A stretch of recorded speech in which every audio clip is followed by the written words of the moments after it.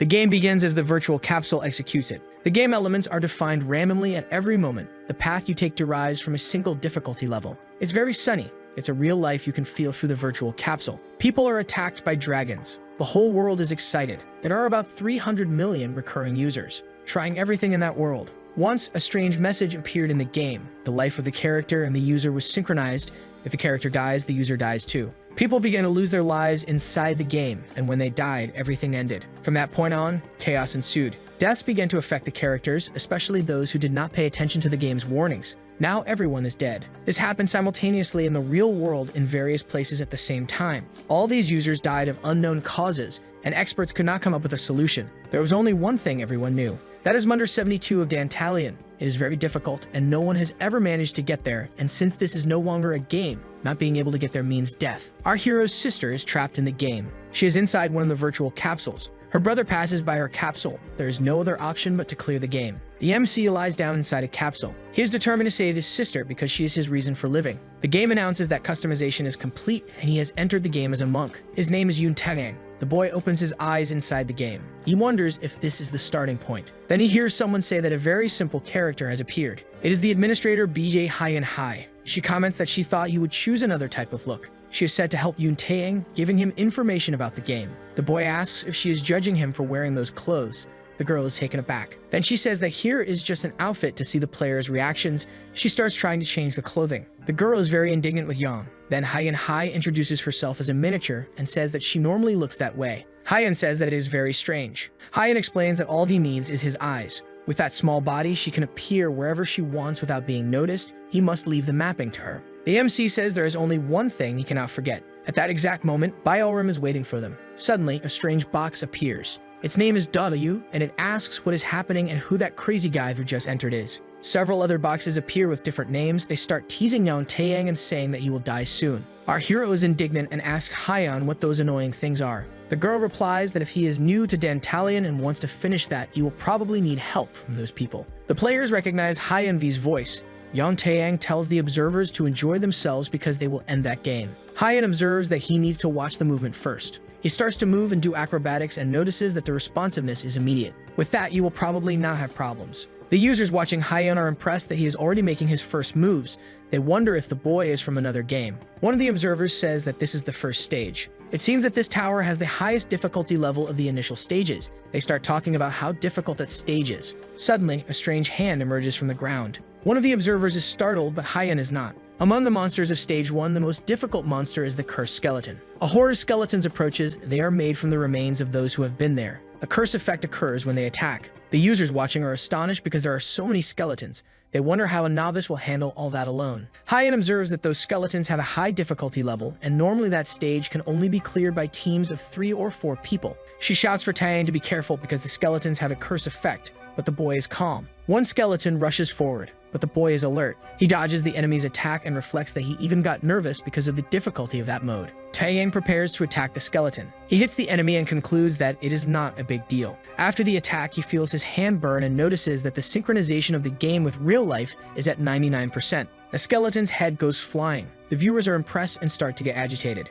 That level should be difficult, and he is just a beginner. Smiling, Tae-ang says he will remember that user's ID. He reflects that if he manages all of this and leaves, he won't get a second chance, so he will give examples of what more than one man can do. The MC advances on the skeletons. The creatures are restless. Tae-ang weaves through the skeletons, hitting them all quickly. In the chat, the viewers are astonished and say the game shouldn't be this easy. People are impressed with how quickly Tae-ang passed the first level. He lands on the ground and the system informs him that he has reached stage 2. Tae-ang asks Hyeon how many stages that game has, and the girl replies that the first floor of the Tower of Death has approximately 3 stages. In the game chat, people are outraged and say he will probably die at this level. The young man questions if he really has to keep hearing that. A sword strikes the ground. 3 skeletons approach and Hyeon is startled. They are armored skeletons. Their attack and power are 5 times greater than that of a normal skeleton. The observers are shocked and can't believe that creature appeared only in the 2nd stage. Generally, those skeletons are associated with the 3rd stage. Desperate, Hyeon shouts to Tae-ang that they need to retreat and come up with a strategy. But Tae-ang asks why Hyeon is acting that way. He still needs to play that game.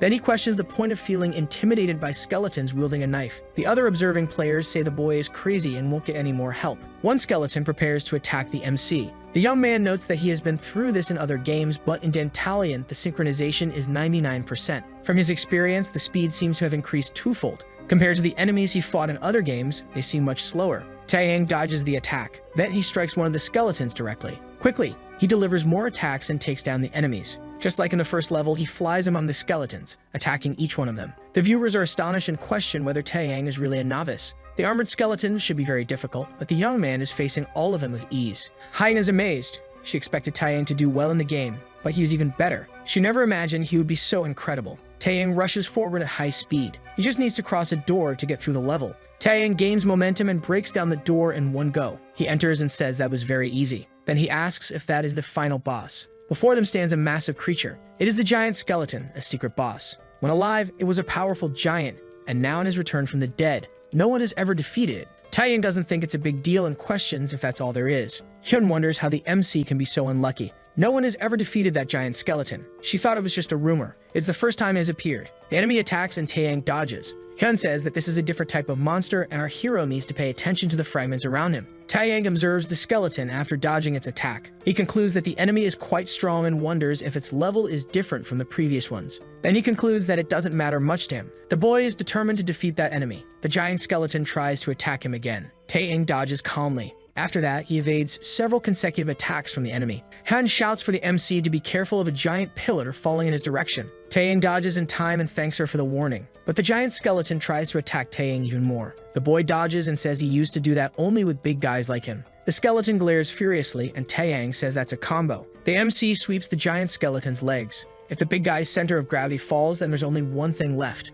Taeyang jumps high to attack. He uses his power and adds acceleration to the attack, then prepares to throw a punch. Finally, he finishes off the giant skeleton. The people watching say they remember that combo, and it comes from an old fighting game. The King of the Fist was the world champion for 5 consecutive years. That was young Taeyang. Taeyang uses his deadly attack on the creature. The skeleton's head goes flying far away. Then it lands right in Taeyang's hand. He spins it with a finger, mocking. Smiling, the young man says he feels a bit better now. Everyone there is astonished. They can hardly believe that this is Taeyang, the master of the fist, who is using a very simple character with no additions. Taeyang lets the giant's head drop to the ground. He then moves to the front of a gate. He pushes the gate with both hands and opens it. The boy enters the place. It is a dark environment. Some footsteps approach and a person gives a wicked smile. Taeyang tries to hit this person with a punch, but he defends himself. The person says he has been waiting for Yoon Taeyang. The young man questions who he is. That is Taeyang, the king of the fist, world champion of submissions with unbelievable records. In the control center, several people gather.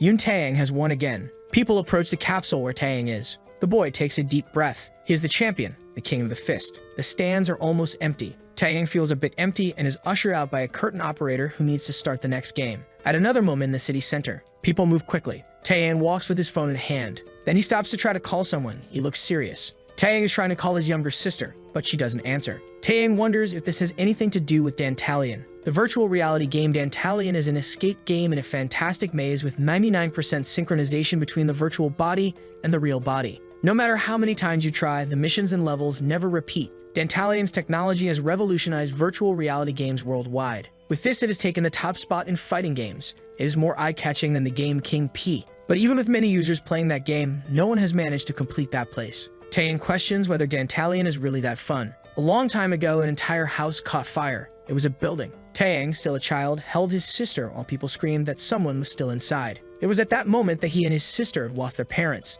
Taeyang never knew if he was enough to fill the place of their parents for his sister. Byeolrim got trapped in the virtual reality of the game. Even so, Taeyang believes that Byeolrim will overcome her sadness and open the door to her heart. Byeolrim is a strong child. Taeyang sends a message to Byeolrim saying that he won the championship. He then wonders if they should buy some food that Byeolrim likes that day. The boy continues walking the streets and a huge light blinds his vision. On the big screen, an urgent news report flashes. The virtual game Dantalion has already ended with 20 million people. Taeyang is confused by that information. The woman in the news says that the virtual reality game Dantalion has encountered a fatal error that is killing its users. The continents around the world are on high alert. Taeyang is shocked because Dantalion is a game that Byeolrim plays. The woman on the screen repeated that the game encountered a fatal error that is leading everyone to death. Someone calls Taeyang and tells him to go to Byeolrim's house as quickly as possible. Taeyang drops his trophy on the ground and runs to help his sister. At night, he breaks into her apartment with the girl. Inside the game capsule is Byeolrim. Taeyang and the girl are panting. The girl looks at the computer and concludes that the capsule's signal is normal, so Byeolrim is still safe. Taeyang takes a deep breath and sits down.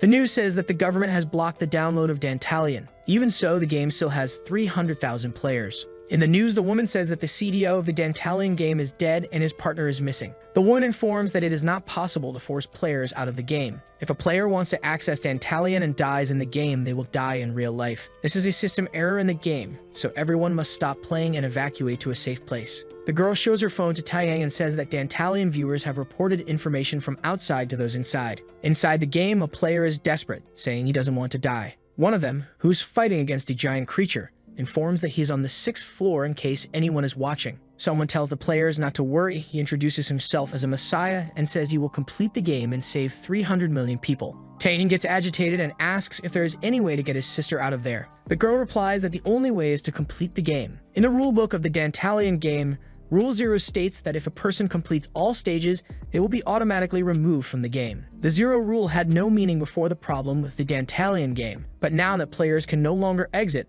the story is different. The girl observes that there has been no announcement from the developers. Then she apologizes to Taeyang for saying that, but she knows that there are many ranks in that game and they can only wait for the game to be cleared. Taeyang says he heard that the highest record was floor 50. The boy takes a deep breath and says he will do it. The girl asks if Taeyang is crazy and says that no one has managed to beat the game. Taeyang says that's exactly why he needs to do it. Then he says he was the champion of King P 5 times, so no one is better than him at virtual reality games. The girl says that this is in the King P game, but Taeyang has never played Dantalion. Taeyang says he will be fine and tells Hyunhee that she is there. Hyunhee is a record holder in Dantalion who managed to reach floor number 38. She is a smart streamer. Moreover, she is Taeyang's childhood friend and someone who loves Byeolrun almost as much as he does. Hyunhee takes a deep breath, looking down. Then she says it's okay as long as he opens his board box so she can help him. Seriously, Taeyang agrees and says he will finish Dantalion. The virtual reality capsule allows you to access games. It scans user information and their bodies and allows you to supply nutrients if you decide to stay in the game for a long time. The man who held Taeyang's hand introduces himself as a demon king who watches over the 1st to 3rd floors of Dantalion. He mocks Taeyang's punch. The boy observes that he used a lot of energy in that punch, but the demon managed to hold him with just one hand. The demon says he imagines Taeyang has many questions. He must want to know who the demon is and what kind of crimes the humans committed trapped in Dantalion, but he only has one thing to say. The man raises one hand and extends a finger. He's pointing upwards and says that all the answers are up there. He tells Taeyang that he must cross the dimensional maze and do his best. Soon, he will be injured and shedding tears of blood. The man says that maybe up there he will find what he is looking for. Taeyang becomes furious and curses the creature. Then he rushes at him quickly, ready to attack. But the demon remains unfazed. Before Taeyang can hit the man, Hyunhee steps in front of him. She asks the boy to calm down and says they cannot continue the game that way. The demon tells the MC to relax and snaps his fingers. Behind him, 3 enormous and shining doors appear. The demon says that Taeyang has managed to clear the 1st floor of the dimensional maze. Those 3 doors lead to the next floor and represent different paths, but they do not know which path is easier or harder. Confused, Taeyang asks Hyunhee what that means, and she says she didn't have time to explain the Dantalion system to him. Then Hyunhee says she will explain to the MC in the best way possible. She represents herself playing the game and winning. That game has 72 floors. It is a game where you need to reach the top to win. Dantalion lets you choose the door for each stage you pass, and these are the 3 doors. The blue light is for strength. You can move to the next floor with an increase in your body. The reinforcement effect is limited to this 2nd floor. Meanwhile, the green light is for recovery. You can heal from all those injuries from the previous floor to go to the next one. Finally, the yellow light is blessed with golden coins. If you pass through the next floor using the yellow door, you can earn golden coins as a reward. The golden coins are mysterious and can be used in shelters and establishments. By giving golden coins to a vendor, it is possible to buy equipment. This equipment provides a synergy effect. Then Hyunhee explains that the reason players do not choose the golden coin door is quite simple. If there is a game over on the next floor, no matter how much gold you have, it will be useless. And since you do not know what will come next, strength or healing are the best choices. The demon in front of him asks which door Taeyang will choose, the strength, healing, or golden coins. Hyunhee warns Taeyang that when he opens the door, he will have to deal with the next challenge. Then the boy starts to advance. He places his hand on the doorknob of one of the doors. All the viewers are very surprised because Taeyang chose the yellow door. Then Taeyang says it's a pretty simple decision. If there's no need for reinforcement or healing, the right choice is the door of golden coins. Then the boy crosses the door. The system appears behind him, informing that he has passed the 1st stage by facing the skeletons and has achieved 3 accomplishments. Hyunhee is impressed with Taeyang's accomplishments and the boy questions if that is a good thing. Hyan complains that she explained this to him before and then asks him to open the status window. It shows that there are 3 accomplishments. Then Hyan explains that in Dantalia, accomplishments are the most important things. The character's physical abilities increase as the number of accomplishments increases. Even though there isn't much difference between 1, 2, or 3, if the number accumulates to 10 or 20, there will be a significant discrepancy. Hyan asks if Taeyang feels anything different, and the boy says he feels a bit brighter. Suddenly, something appears in front of him. It's a huge creature with dice in its hands. Taeyang asks what that is, and Hyan explains that it's an NPC that will randomly determine the stage. The creature rolls the dice and opens its hand, revealing the values. One die reveals a labyrinth, and the other a key. Taeyang is confused by this, and the system informs him that he is entering the new stage. The boy suddenly finds himself in another place. There are several creatures trapped and screaming. The noise is unbearable, and Taeyang asks what place this is. Hyan says they will calm down soon. Someone strikes the ground with a staff and commands everyone to be silent. It's a creature that says Taeyang is a prisoner. This is the labyrinth prison. The boy needs to find the key and open the door. The system activates a 30-minute timer, and the creature shouts to catch Taeyang. Hyan holds onto the MC and says he should run first. The boy does so. All the trapped monsters around scream for Taeyang to free them and let them out. The strategy for the labyrinth stage is quite simple. They are dealing with the guards, so they must choose an NPC to distract them and free him. Then they should take the opportunity to find the keys and get out of there. The question remains which of those prisoners will cooperate with them. The creatures continue to scream desperately around them. Then Hyan sees a woman trapped. The woman has her eyes closed. Hyan concludes that it will be that person. Hyan makes Taeyang stop and collect all the keys from the floor. To do this, he must free the prisoner. The boy observes and asks Hyan if the prisoner is that one. The girl is trapped by her hands and kneeling. Taeyang collects all the keys from that floor and starts searching. He notices there are many keys. Meanwhile, Hyan's agitated, wanting him to hurry. The prison guards appear and find Taeyang. Quickly, they start running towards the boy. Hyan shouts to him that the enemies are approaching. One of the creatures screams that Taeyang is going to die and prepares to attack him. But just in time, the boy manages to find the key for that place. The woman inside opens her eyes. Taeyang wonders if it's too late. But suddenly something happens. The girl strikes the guard and protects Taeyang. She grabs the enemy's weapon with her hand and pierces him, finishing off the creature. Inside Dantalia, there are 2 types of NPCs, those from Fantasy and those from Eden. NPCs are the most important thing in this game, and they participate as a player. It's possible to choose whether you want to participate alongside the NPC or let them clear the labyrinth. The creatures are hit and fall to the ground bleeding.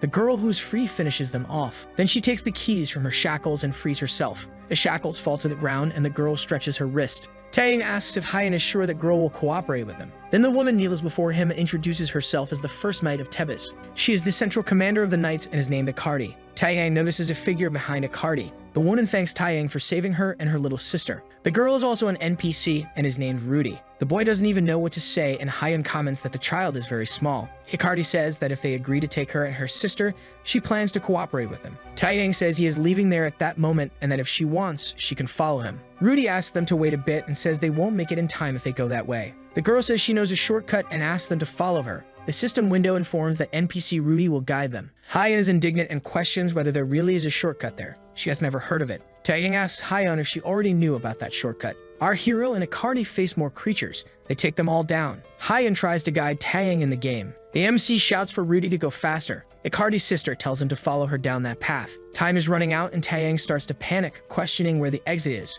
Rudy says it's at the end of the hallway on the right. Desperately, the boy turns right when she tells him to. When he turns, he finds 3 giant creatures questioning what he wants. Fearful, Taeyang decides to leave, but Hyan stops him. Akardi approaches and passes by Taeyang. Serious, the girl says she will handle this. The enemies rise to start fighting, but Akardi is confident. Then Akardi uses one of her abilities and raises her sword. With a quick and precise strike, she takes down all 3 at once. The enemies fall to the ground lifeless, and Akardi tells them to hurry up. The spectators are shocked that an NPC has abilities. Taeyang asks Hyan what Akardi just did and says it was really cool. His friend says that unexpectedly, Akardi seems to have a unique ability. The addition of skill cards in the virtual reality game Dantalium was a success, with technology capable of recreating real-life skills and movements. The game features implemented abilities. Rudy shouts to Taeyang that the exit is over there. The girl puts her hands on the grate. The boy asks what's wrong, and she says it's locked with a triple lock, so it will take some time. Akardi and Taeyang look back because they heard a sound. Something ominous seems to be approaching. A giant foot steps on the body of one of the defeated enemies.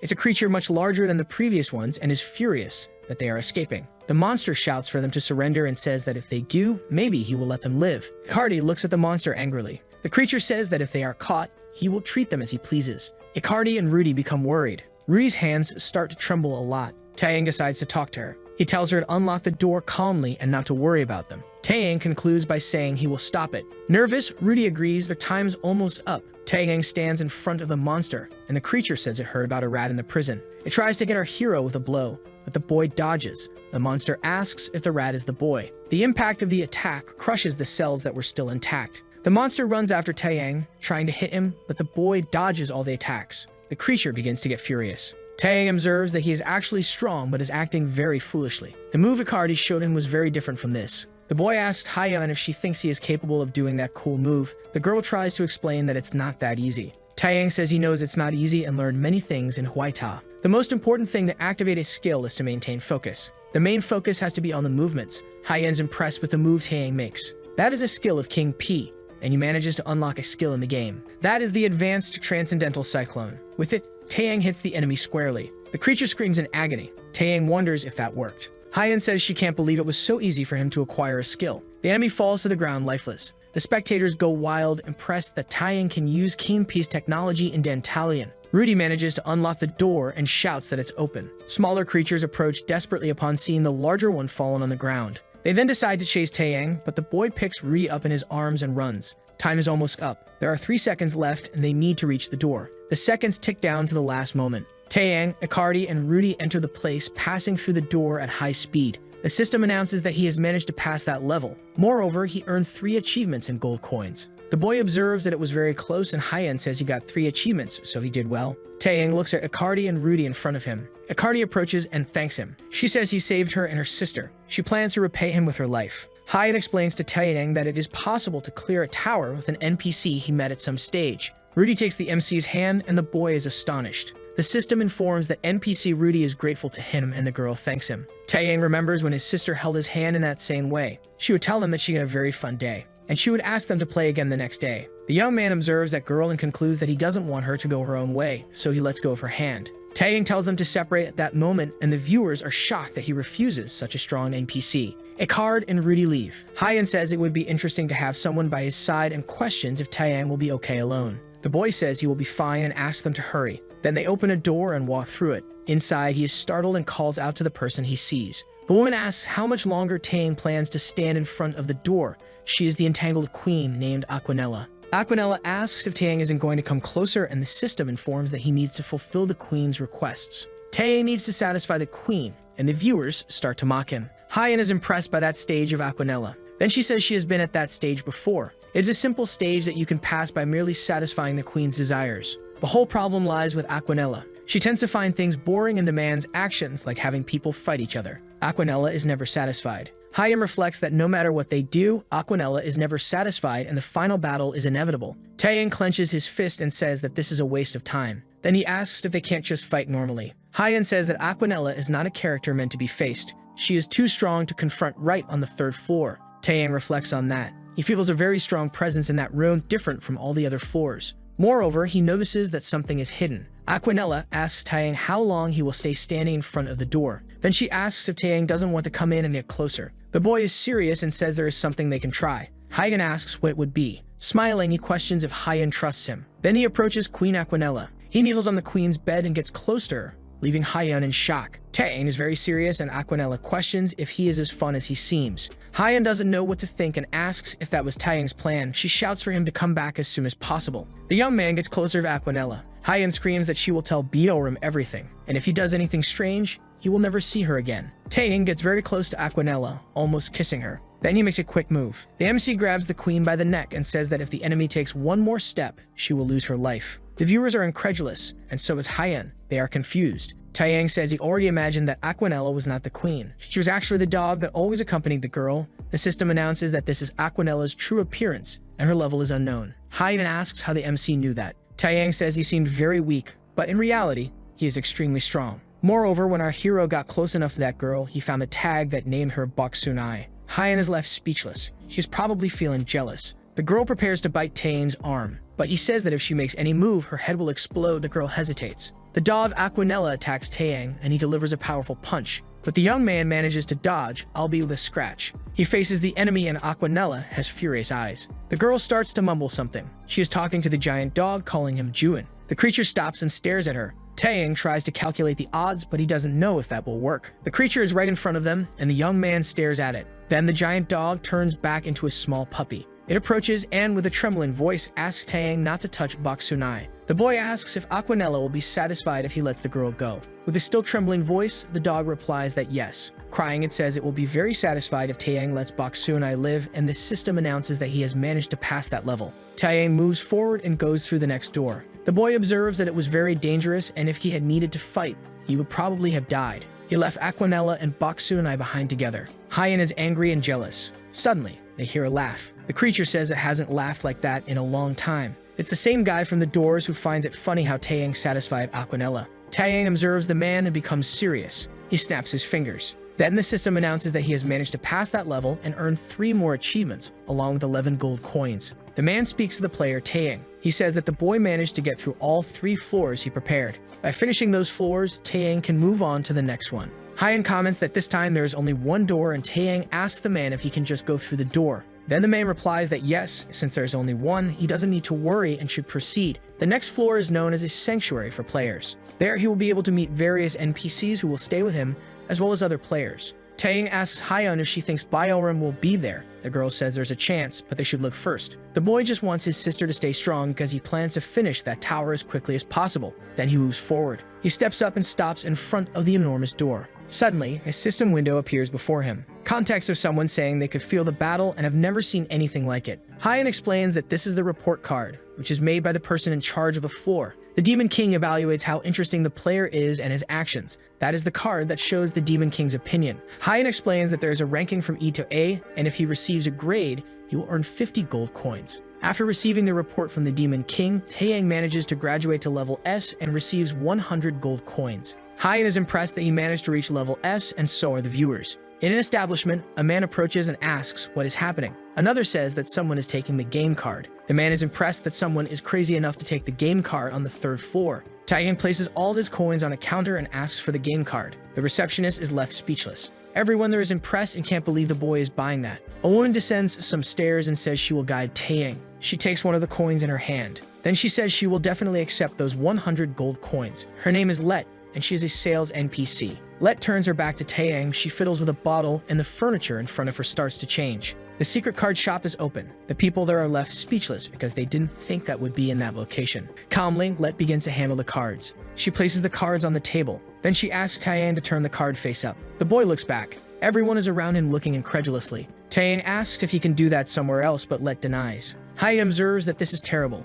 Humans let themselves be carried away by desire for things when they see them. The demons stimulate their desires. As a demonstration of their valuable treasures, those players will fight. She believes they will give their lives for that. Taeyang takes a deep breath. Then he flips the cards, receiving a rare martial artist equipment that increases his agility. The people around are incredulous that he managed to get a rare card and start to get agitated. Hyan is impressed and says that the chance of getting a rare card is only 5%. The viewers are agitated too. The rankings of the cards in Dantalia are normal, uncommon, rare, unique, and legendary. The rare one has 3 abilities and a rare level equipment. The viewers start to express their opinions and become very nervous. Taeyang asks them to be quiet for a moment. One of them says that the MC should equip the rare martial artist item and acquire the sacred synergy. The boy notes that Dantalia has a synergy system. Additional synergy effects are associated with all equipment and skill cards. If you accumulate them, you can evolve. The more synergy of the same type you accumulate, the better the effect. Then Taeyang decides to take the rare martial artist equipment, which increases his agility, strength, and holiness. The seller Let asks if he is sure, and our hero confirms. Then she hands the card to Taeyang. The system asks if the boy wishes to equip that equipment, and he replies yes. A huge light emanates. The system informs that he is equipped with that rare belt that shines at his waist. Everyone is impressed. Taeyang looks back and sees the people sitting at the tables watching him with malicious eyes. The hero observes that the people there seem rebellious, and Hyan says that at least it's not possible to fight in that place. Taeyang notes that it will be painful to start the next day as he enters the lodging. As expected, there is no special treatment there. The boy says that Hyan should rest. She asks if he is tired and tells him to take the opportunity to relax. The viewers ask him not to turn off, but he selects that he has completed the acquisition of tags. He lies down on the bed, exhausted. Even within the game, one needs to sleep. Taeyang has a nightmare and remembers the day he was with his sister when the house caught fire. On that day, his mother was trapped inside the building and his father decided to go after her. Taeyang begged him not to go. The man looked at him in silence. Then he placed his hand on the little boy's head. He crouched in front of his son and said that he trusted him and that he should take care of Byarim. After that, his father ran into the building. Taeyang wakes up startled. He is panting and very tense. That nightmare was definitely terrible. Taeyang observes that this game is more realistic than his dreams. Hyeon enters the game. He leaves the lodging and Hyeon asks how he is. The young man replies that he is fine. He descends the stairs in silence. When he reaches the bottom, he is surprised. There are several people wanting to join him. They already have an archer and a healer. With the hero, the team will be complete. Taeyang asks what that is and Hyeon replies that it is possible to recruit NPCs to help him in the stages. If his status is good, he has a better chance of recruiting. The boy turns his back and says he will not recruit anyone. The viewers comment that this is better than being stabbed in the back eventually. He mentions that he cannot trust anyone, so he intends to move forward without any partners. Hyeon agrees. The boy stops in front of the door. Everyone is watching. People run towards Taeyang. They want to go through the door with him and follow him. The door opens, and it is possible to enter the 4th floor. Upon entering, you emerge in a place with a blue sky and birds. Taeyang is there, and several people have followed him. The boy asks if the 4th floor is a forest. Everyone there is startled by something. It is a person approaching. The people turn to her, frightened. Hyeon explains that she is the demon lord who controls things from the 4th to the 6th floor. Her name is Andromalius.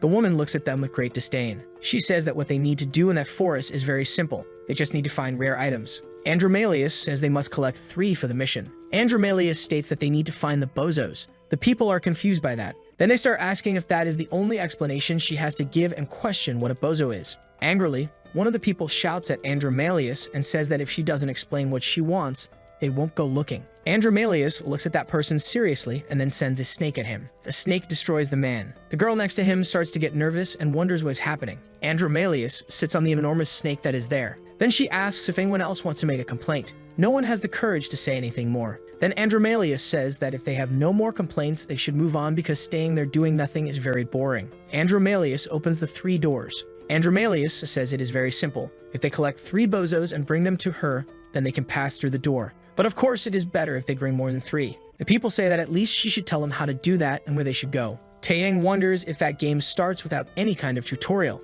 Hyeon nudges the boy and says that all he will have to do is listen to her. Taeyang moves forward into the forest. Unlike the NPCs participating in the game without any information, thanks to the nature of the game Dantalion, players who have made that type of journey hundreds of thousands of times share information about the stages. This way, it is possible to know how to get through the game, and in this sense, Taeyang has an advantage. Hyeon guides him. The mission is to find the bozos hidden in the forest and bring them to Andromalius, who is in a clearing right in the center. These bozos can be hidden throughout the forest, among the trees, buried in the ground, and the more powerful the creature or the taller the tree, the greater the chance of finding them. The important thing is to move quickly. The number of bozos decreases practically over time. Thus, they begin to kill each other to steal the bozos. Taeyang agrees that it's better to find everything before that place becomes too dangerous. The viewers wonder what he is doing going deeper into the forest. Taeyang stops in front of a huge tree. He asks Hyeon if that is the largest tree in the area, and the girl agrees. Someone donates 10,000 won and informs that there is a snake 20 meters below the ground, near the roots of the tree. Hyeon observes that this is very good information. If they find clues around,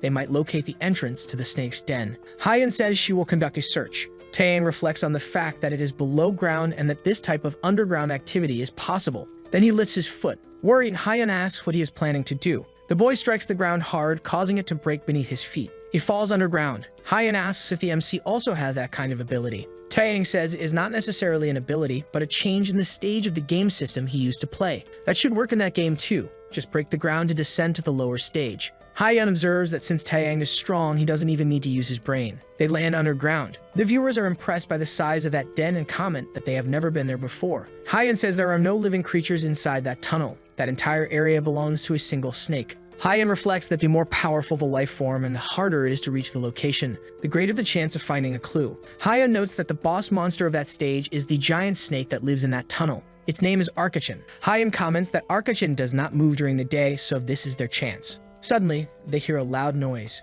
People land beside them. One of the members of that group says that Taeyang found a beautiful place. Those people seem to be following the boy. Hyeon observes that those people have been behind them since early on. The MC says she took a while to realize the situation is starting to get complicated. Something scares Taeyang. Upon looking closely, those people seem strange as if they were zombies. Hyeon is shocked as well. Then she screams to Taeyang that this is mind control magic. One person laughs, mocking him for calling his power mind control. Then he says it is natural for humans to follow the one who is stronger. The man is using an artifact, the tentacle sword, that can control people with magic. Hyen bangs on the table and questions how that man can have that artifact if he is only on the 4th floor. She thinks it could be a fraud. The man points his weapon at Taeyang. He says that if the boy hands over his rare card, at least he will spare his life. But Taeyang mocks him because he has no interest in giving him his card. Angry at seeing that Taeyang will not hand over his card, the man orders his minions to advance. They try to hit the boy with various attacks, but the boy manages to dodge. Taeyang reflects that he can win and has no reason to lose. He has achieved 3 accomplishments at the same level, which means he has grown a lot.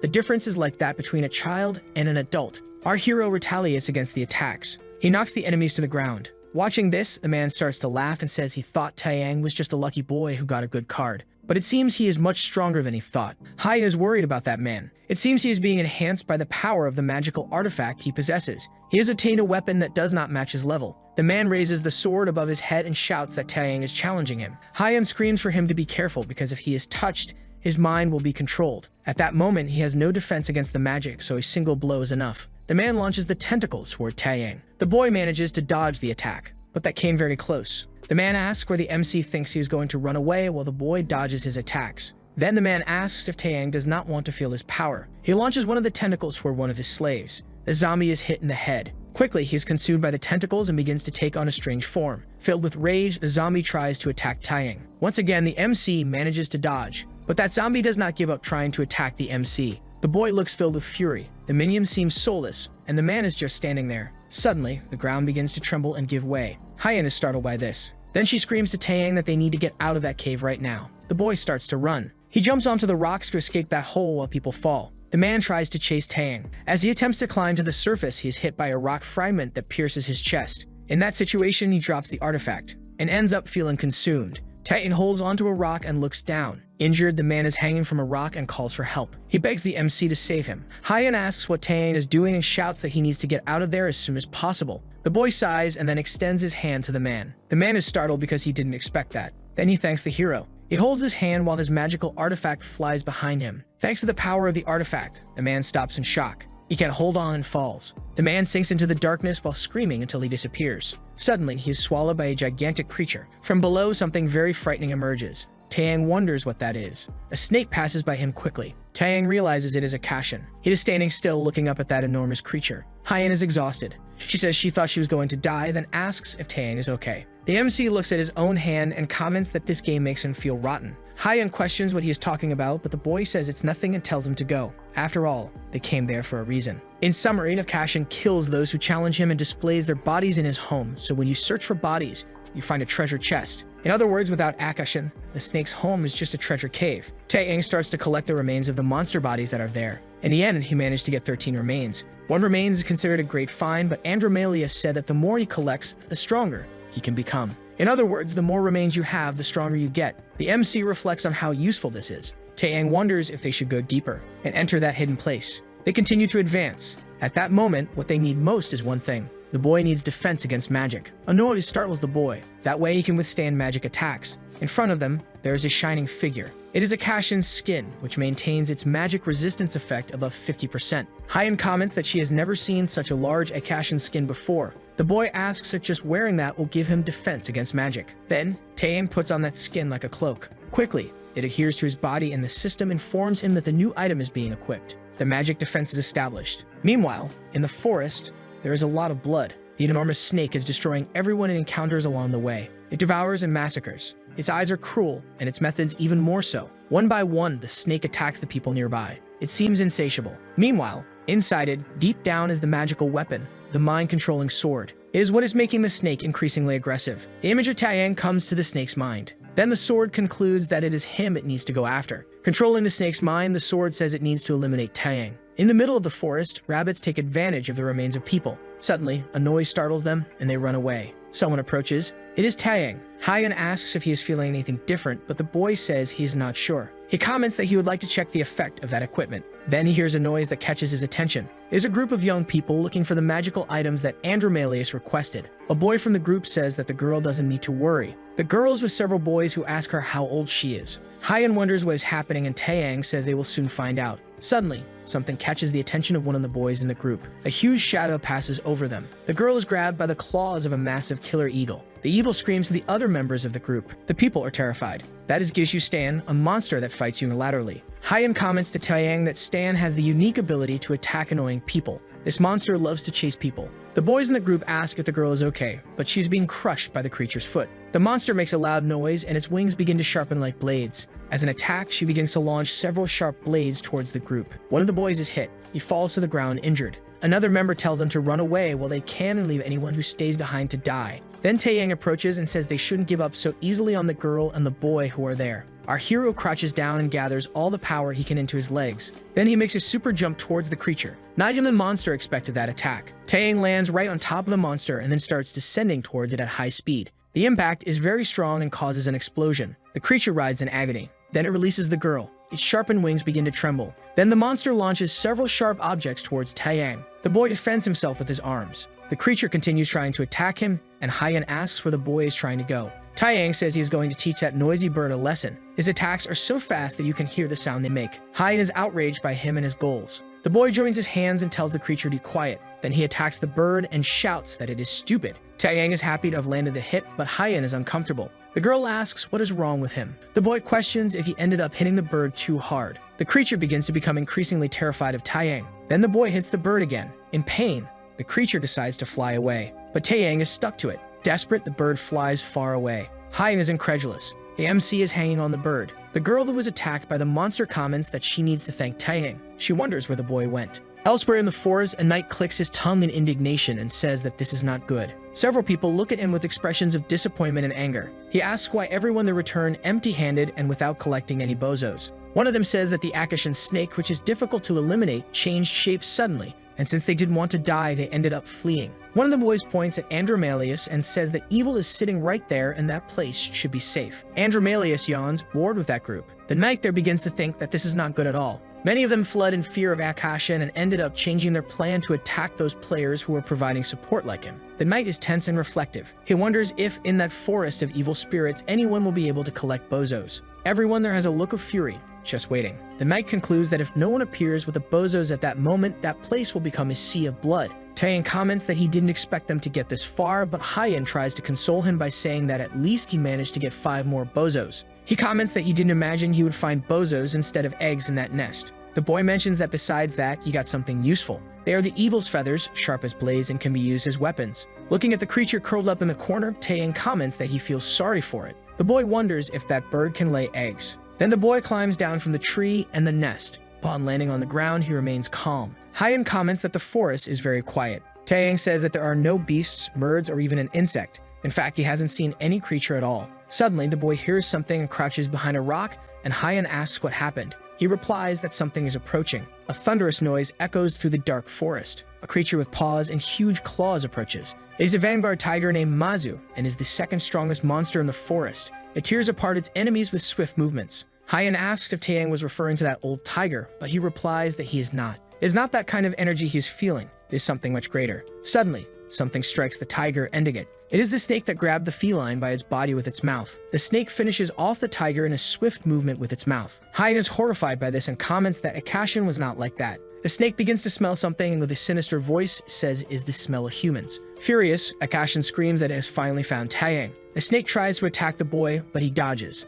The MC wonders what is happening with that snake. It seems very different from how it was before. The place where the snake struck is left with a crater, and it prepares to attack again. Once again, Taeyang dodges. Then he strikes the creature with a kick, but his attack has no impact whatsoever. Taeyang wonders how that didn't cause any damage to the serpent. Then it hits the boy off guard, throwing him against a tree. The impact is so strong that the tree breaks. The young man observes that this movement is not that of a snake. It seems more like he is dealing with a human being. The snake begins to laugh in a sinister way. Then it asks Taeyang if he knows how long it has been searching for him. Startled, Hyan says that Aksharan doesn't have the intelligence to speak. The serpent is all deformed and bizarre and says that now the boy will meet his end. He is trapped. The MC is shocked to hear that voice and recognizes it. It is the same voice of the man from earlier whom he tried to save. The snake quickly approaches and says it will end Taeyang with a single bite. The boy jumps away trying to dodge the attack. Taeyang wonders if the sword that the snake swallowed earlier has possessed it. If you use a snake's body with human intelligence, you could attack like that. When dealing with a monster like that, it's wise to be cautious. The snake screams that the MC is fleeing like a rat. Hyan urges Taeyang to get out of there. Something bizarre shoots from the snake's mouth towards the boy. It is a pink liquid that corrodes surfaces upon contact. Hyan becomes desperate for her friend. Drops of that pink liquid fall on Taeyang's back. The creature says that it is a poisoned acid that corrodes everything, even bones, and then asks if it is painful for the boy. Then it says that if it hurts, it will end the pain soon. The serpent grabs Taeyang. It wraps him with its tail. Then it begins to squeeze tightly, crushing the boy. Our hero can barely breathe. The serpent asks if Taeyang can imagine how many people it had to eat to get there. Then the monster screams that it has eaten 20 people, and with each new person it consumed, it became stronger. But Taeyang's brain is different, and has no idea what it will taste like. The serpent opens a monstrous mouth full of teeth and says it is curious to taste the boy. A bizarre, slimy tongue moves towards the boy, and the creature says it will take everything from his brain. The boy takes one of the bird's feathers from his shirt sleeve and says that the serpent has a very long tongue. In a swift motion, Taeyang rips the creature's tongue out. The snake writhes in agony. Thanks to the impact, it releases the MC. The boy says that he is resistant to Exsharon's poison. He can plan to be merciful, but the snake didn't help. Taeyang says that when you are dealing with someone so much bigger than you need to take them down. In a quick movement, the boy pierces the creature with that sharp blade, saying that this is just the basic lesson. The blade pierces the snake's eye. The snake screams and Taeyang jumps away from it. Well, then he says he will use the same power he used to break the ground earlier. The snake becomes very afraid. The hero says he doesn't know if this will work on that creature. Even so, he charges forward at high speed. With a single impact, he strikes the snake. The attack is so strong that the creature falls to the ground. Well, it disintegrates into pieces. The sword that was dominating its brain and controlling it comes out of it. Taeyang steps on the sword, which allows him to wait a moment because it is still not late enough. The sword asks if he doesn't want to become stronger by using it, but the boy says he doesn't need that. With a single step, he breaks the entire sword. The MC looks at the serpent lying on the ground, split in half, and reflects that this creature can't even be eaten. Hyan comments that the boy seems to be very hungry. The boy says that Hyan should eat too. After all, Dantalion's characters also need to eat. The day begins to set. Andromalius caresses her snake. She talks to the creature as if they were intimate. She asks if the snake is dealing with that boy alone. A loud crash comes from the forest, startling the people there. They wonder what is on the other side. The sound is of a snake. That can only mean someone is fighting against the snake. One of them says he will go there right now and asks who will go with him. Some agree to go along. Then they run into the forest. The two people who didn't stay are scared. Suddenly, someone comes spinning out of the forest. It's Taeyang approaching through the shadows. The knight wonders if that is the guy who was collecting the bozos. Taeyang's face is covered in blood. One of the guys says it doesn't matter what kind of person he is. While he is determined to take down Taeyang, everyone there starts moving towards the MC. The boy raises a bozo in front of everyone. Then he asks if that's what they were talking about. People are shocked that he actually has that thing. In a dark manner, Taeyang says he will give that bozo to them. Then he throws the bozo far away and tells them to go fetch it. The bozo hits one person's face squarely. It then falls into the hands of a girl. But before she could grab it, Taeyang directs it and hits. The group shouts to attack together. But Taeyang doesn't seem shaken by that. He attacks one by one with his kicks, defeating them. The spectators cheer for the hero as he takes down all those people. Usually, the number of player achievements on the 4th floor is 4. On the other hand, Taeyang has an even greater number of achievements, and with the bozos, he reaches a total of 27. His level compared to the others is like comparing an adult to a child. People start getting beaten and questioning what kind of creature Taeyang is. One of them casts an ice storm. Even so, the boy remains serious and calm. The ice storm hits Taeyang directly. But when the smoke clears, nothing happened. Taeyang's gaze fills with hatred. He protected himself with his arms and is unharmed. A man runs out worried because the magical attack doesn't work on the MC. Another questions how he can be so strong. Then the boy launches the sharp feathers from the bird he caught at the remaining men. Both are hit from behind. Now everyone is lying on the ground. After all this, the bozo returns to Taeyang's hand. Mocking, the boy asks if he didn't say they could take the bozo from his hand. The knight observes that Taeyang was able to take down all of them in just 30 seconds. Smiling, the boy asks if anyone there still wants to try to grab the bozo. The two fall silent, looking around. Then they look at each other tense. One of them then says they can try next time. Maybe this isn't the ideal moment. The other agrees. The boy says if they don't want to try, then he will go first. Taeyang stands before many people. All of them are envious and angry, and behind these men is Andromalius. Smiling, Andromalius says he probably went through a very complicated situation. The boy gets angry because it seems she knew everything from the beginning. Andromalius asks Taeyang to feed his snake with the bozos. The creature opens its mouth for the boy. The boy approaches and extends those magical balls, placing them inside the monster's mouth. Andromalius becomes tense. She wonders how many bozos Taeyang managed to collect. The buzzes pile up, even falling out of the snake's mouth. After finishing the count, Andromalius concludes that it was 18. She snaps her fingers and says that is a very good count. The system informs that he has completed that mission. As a reward, he receives 6 different achievements, and now has a total of 15 achievements. Andromalius approaches him and says she has something for him for bringing so much entertainment. The woman extends a card to him. Smiling, Andromalius says that is a reward. Taeyang asks if that is really a card. It's not just a card, it's a regeneration power card that grants the regeneration power of the snake Aksharan for 3 seconds. Now Taeyang's character is even more enhanced. A light appears around the boy, leaving him startled. He doesn't know what that means. Then he realizes he can now use whatever he wants. A clock tower is illuminated at night. Someone runs quickly in his direction. Signs on the walls indicate numbers. The person in the red hood says they were told the exit was in block 14-3C. The ground suddenly starts to break. A large hand emerges from it and grabs the person's leg. The giant man holds her and says the exit is in block 14-3C. The giant man asks where that person is going in such a hurry. She screams for him to let her go. Then she tries to hit the giant man with magic, but that causes no damage, and he questions how that little creature dares to try to defeat him. He says he can use that person to have a little fun, and he says that mocking him is something unforgivable. The giant man is about to hit the boy with a punch, but suddenly, he is hit in the face by Taeyang. The kick from the MC is imprinted on your bald head. Taeyang lands on the ground. The giant man is fallen and unconscious, drained of energy. Hyeon says she was surprised by how the door opened in mid-air and mentions that she told the MC not to kick anything. The system informs that a new player has entered the stage. That is the path of death, and he needs to eliminate 3 blue cards to escape. The player Taeyang is red, he hasn't hit any targets yet, and there are 36 players remaining. A woman smiles and says that finally a new person has entered. Another person asks if she should take him out first or lead him there first, but that isn't truly important to them. In the darkness, a person or creature says that eliminating all the humans they can is what matters. The woman asks what they should do if he is strong. The seated creature has a tiger's mouth and asks if that was a joke. Taeyang asks if that red thing is like a mark that defines who attacks and who defends.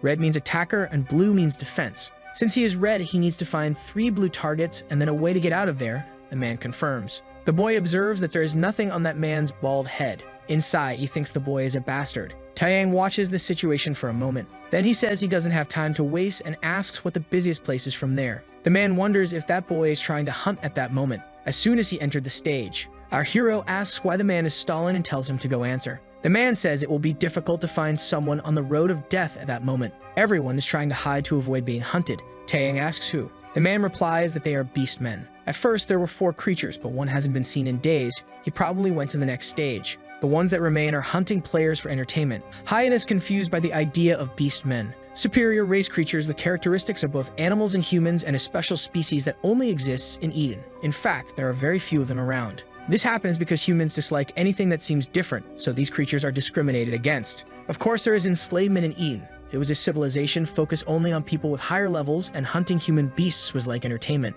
With the goal of survival, human beasts rejected humans and developed their own martial arts. Hyeon remembers that when you hear rumors about human beasts that are not slaves, it's best to leave immediately. Taeyang observes that it wouldn't be nice if he took out that man at that moment. Then he tells the man to go away, and he is grateful. As the man is running, Taeyang calls out to him and says he heard that acquiring things is important for that stage, so the man should give up everything he has. The man gets stressed, but he has no choice, so he agrees. He hands over all his potions and items to Taeyang. The boy asks where he got hair lotion. Well, suddenly something catches his attention. He had forgotten that there was another person there, so he says that since the hunt is over, he needs to find a way out of there, so he should go on his way. That person is nervous. Suddenly, Hyeon is startled. Taeyang asks what is wrong, and Hyeon says that player looks a lot like Byeolram's character in the game. The child looks at Taeyang scared. The boy stares back at her, concerned. The child starts to say something tense. Then she says she almost died and thanks the boy for saving her life. The boy says it was nothing and tells the child to get out of there before she becomes a target. The child talks about Taeyang's hands. He extends his hand and she places something there. She tells him to be careful of the beast men. Then she runs away. Hyeon tells him to go too. Taeyang sees that the girl gave him a vial of medicine. He reflects on the beast men. Meanwhile, the child runs as fast as she can, as far away as possible. She tries to reach door 14-3C. Excited, she says she finally found a way out of there. But before she can cross the door, something surprises her. It's the big man who is there spying. She asks what he is doing there, and if he isn't going to give up on chasing her. The man has a deep, empty look. Suddenly, a hand reaches forward. She is holding just the head of that man. The beast woman approaches and says that someone is hiding very well there. But it is a relief to get rid of that man because he was very rude. so he ended up annihilating him before he could say anything. A foolish man approaches and tells the girl to start revealing the player's location and where she saw him recently. The girl reflects that she cannot tell them that, and even if she did, they would end her right after. One of the creatures says that she is very loyal for a human, but that doesn't matter. The smell of that boy on her body must be enough. He approaches the girl, who is trembling with fear. Then he says that the hunt is just beginning. The girl in the red hood is lying on the ground and seems to have no more life. She appears on a big screen in a place that looks like a cinema. Andromalius says that Mute, the beast tiger, is the most interesting to watch at that moment. A woman says that at the lower levels, the beast humans are the most interesting. When you go up, cooperation starts to become mandatory, and everyone sees their limitations. She says that the beast man has no intention of joining forces with players of other races. Even so, she thinks that Andromalius is wrong about him. The beast man does not belong to the dimensional maze. The woman asks if Dantalion does not agree. The man is sitting at the back of the hall. He says that at least they made the first boring part good to watch, which is interesting. He wonders where everyone will be at that point. Andromalius suggests that they make a bet. Each demon lord chooses a player and challenges him to fight. A reward is given to the player who wins. The girl with light hair asks what the conditions would be, the ranking or number of achievements. The man suggests that it should be a mano-a-mano battle to see who is really strong. As for the reward, maybe they should explore the skill cards. Andromalius agrees and tells them to do that. The woman with white hair says that then she will bet on Mute, the tiger. After all, in terms of skills and levels, he is probably the strongest below the 5th floor. Andromalius says that he will also bet on a beast, the wolf beast, Balkar. If he leads to a fight with a fatal ending, only the stronger side will survive. The man reflects that the two decided to bet on beasts. Andromalius is curious about the choice that Dantalion will make. After all, the only beast left was Eren, the fox.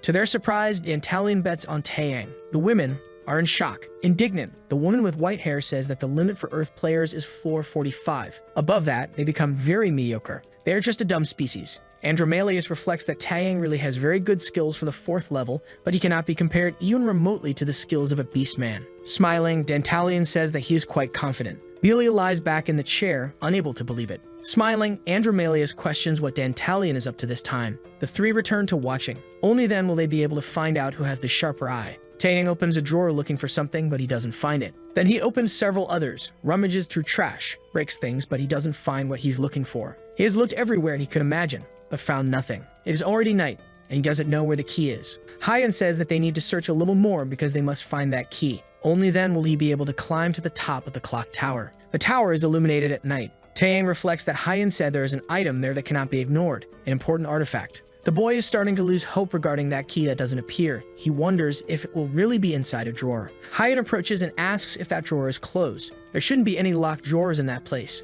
The MC observes carefully and concludes that it is not quite that. Inside the drawer, something seems to move. The furniture shakes. Suddenly, it is as if the furniture had life and was sweating cold. Taeyang then tries to hit the furniture, but it runs away. Hyan is shocked. That is a mimic. They are monsters that imitate items or boxes containing objects inside. Meanwhile, far from there, Balkar smells him. He identifies where it is coming from and tells them to go a specific way. They end up arriving in an old, dilapidated building. Without ceremony, Balkar kicks the door, and they invade the space. Inside, everything is turned upside down, but is empty. Confused, Balkar says that Taeyang is moving very quickly, and he wonders what the boy is trying to achieve. Eren says that this is very strange because the boy shouldn't know that he was supposed to go to the factory. After all, they burn all the maps except for their own. Eren points to a factory of the map. She says that there are now 3 factories left in Sector D. Balkar says that they will find him. Eren smirks, and the tiger Mute says that this is great for entertainment. The 3 leave in search of him. A key spins in the air, and Taeyang catches it with his hand. He is excited because he finally got the key to the clock tower. Moreover, the mime was already experienced. This was almost as quick as Akashin. Hyan tells him to hurry because it's almost time. The bell starts to toll out of nowhere. An announcement says it's time to change shifts. Blue and red markers will be above the player Taeyang. He feels nervous and confused about having both markers. Suddenly, Balkar appears before him. Hyan is shocked, and the boy confirms that it seems they are going to face some turbulence. Excited to find Taeyang, Balkar opens a cruel smile. He says that in the end, the luck of the beast man is on his side. Taeyang and Balkar stand facing each other. The boy has both the red and blue markers above his head at the same time. Player Balkar also receives both markers. Hyan is shocked that both are marked that way. It seems like the game is clearly trying to tell them to attack each other. Taeyang says he heard that those creatures have been on that floor for some time. Then he asks if Balkar has seen a player named Byalrim. The creature starts to smile. Then it says that it has already annihilated many humans, and that it can't remember. Taeyang's eyes begin to fill with rage. Balkar asks if the boy has any last words he would like to say before he dies. Then, since the MC doesn't say anything, he prepares to draw his weapon. He quickly lunges at Taeyang. The boy is caught off guard by that sudden attack. A red liquid flies out, but in the end, it's just tomato sauce. Taeyang used a can of tomato sauce to try to defend himself from Balkar. The man says he was planning to hit his heart, but he is quite fast for a human. The boy is impressed. Balkar's attacks are very sharp and quick. Moreover, the strike of his sword resembles a wolf's bite. The creature asks if Taeyang thinks he will be able to escape. The boy needs to prepare for that fight. Then he defends against Balkar's sword. His goal is to break that sword above all else. The weapon flies far away. Only a piece of it remains in Balkar's hand.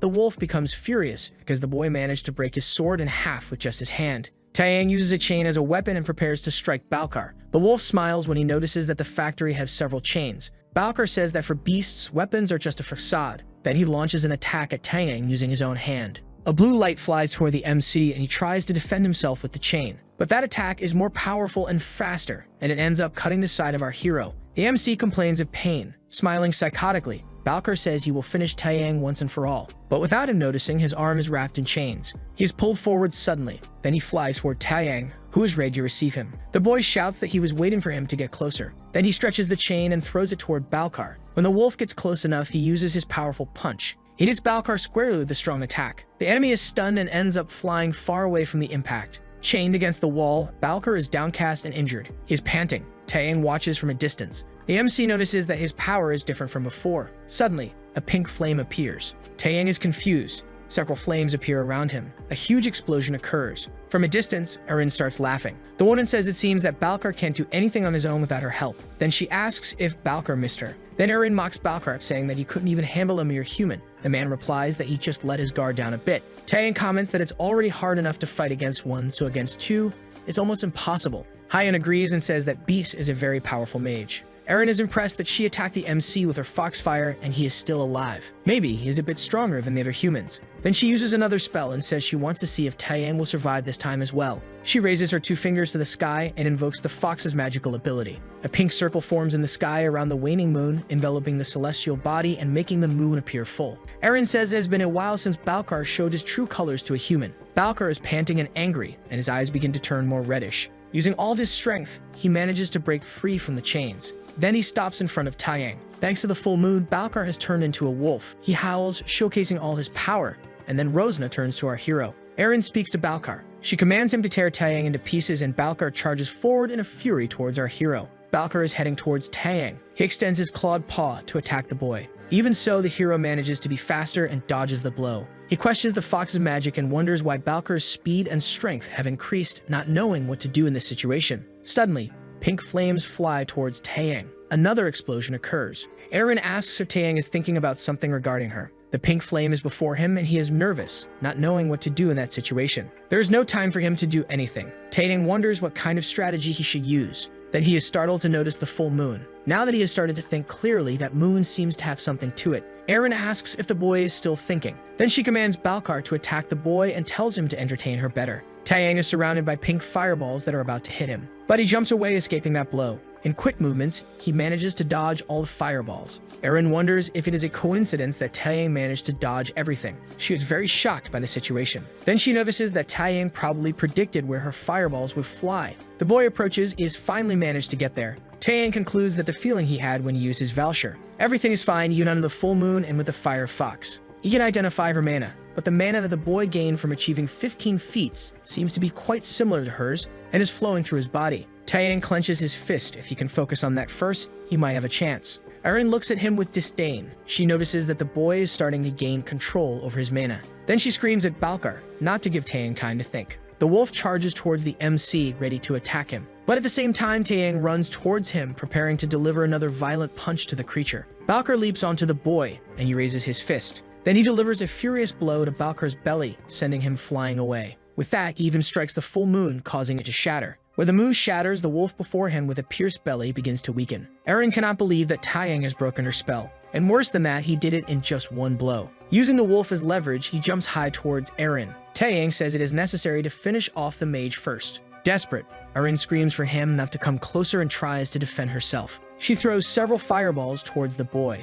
A huge explosion occurs. But the boy emerges unscathed from the smoke. He reflects that real fire is much hotter than that. Then he delivers a lethal blow to Erin. A massive explosion happens. A yellow light spreads throughout the surroundings. Afterward, only silence remains. From a distance, Mute sees that something is not right. Apparently, the energy of Balkar and Eren has disappeared at the same time. Mute moves quickly to reach where his friends are. When he arrives, he finds Eren and Balkar sprawled on the ground. Mute is worried about the scene he is witnessing. Balkar is lifeless, lying on the ground. He looks to the other side, and Eren is in the same condition. Mute begins to tremble with rage. He lets himself be filled with fury at that moment. Mute starts to scream. He tells Eren and Balkar not to worry because he will rip all their bones out and bury them in their graves. Taeyang drinks the potion that was given to him. It is a healing potion. In a few moments, the MC is almost fully recovered. His wounds close and he feels fine. Then he drops the vial on the ground and continues on his way. Taeyang enters the clock tower and begins to ascend. He climbs the stairs slowly, one by one, until he reaches a huge door with a blue film. It is at this door that there is a space with a lock. The MC puts the key in this lock and turns it gently. When the door opens, he enters the room. Inside is where the gears of the great clock are located. The gears are shining brightly. Hyen says that this is the most important thing she can take from the top of that road of death inside the clock tower. That is an artifact present in the tower. Taeyang touches the item and his eyes widen. That is the artifact of the Great Machine. The boy lifts the item, and it is capable of putting the body in the best possible condition and accelerating it. A young man points up and tells everyone to look where he is looking. The clock tower is completely illuminated, but what catches attention is that it has stopped. The hours are no longer passing. Suddenly, someone screams. The boy who pointed up is crushed in Mute's hand. The creature is furious and seeking revenge. One of the boys tries to defend himself. Meanwhile, Taeyang descends a staircase. Something catches his attention. He looks at a tunnel where Mute was at another moment. The creature walks on the ground. Its feet are bloodied. Mute emerges from this dark tunnel, filled with hatred and surrounded by red fire. Taeyang concludes that this is the missing beast, friend of the wolf and the fox. Without responding, Mute advances towards him. The creature is ready to end the MC once and for all. A huge explosion occurs. Mute falls behind Taeyang and says it was him. It was he who ended the lives of Eren and Balkar. Mute asks how the boy dares to end the lives of beast men and if he has never thought of an easier way to die. Turning to Taeyang, Mute screams that he will break all the boy's bones and destroy him. The tiger's claws come very close to him and the boy is startled, but he manages to dodge the attack by jumping back. The punch on the ground was so strong that Mute managed to create a sort of crater. Taeyang observes that the ground gave way where Mute struck.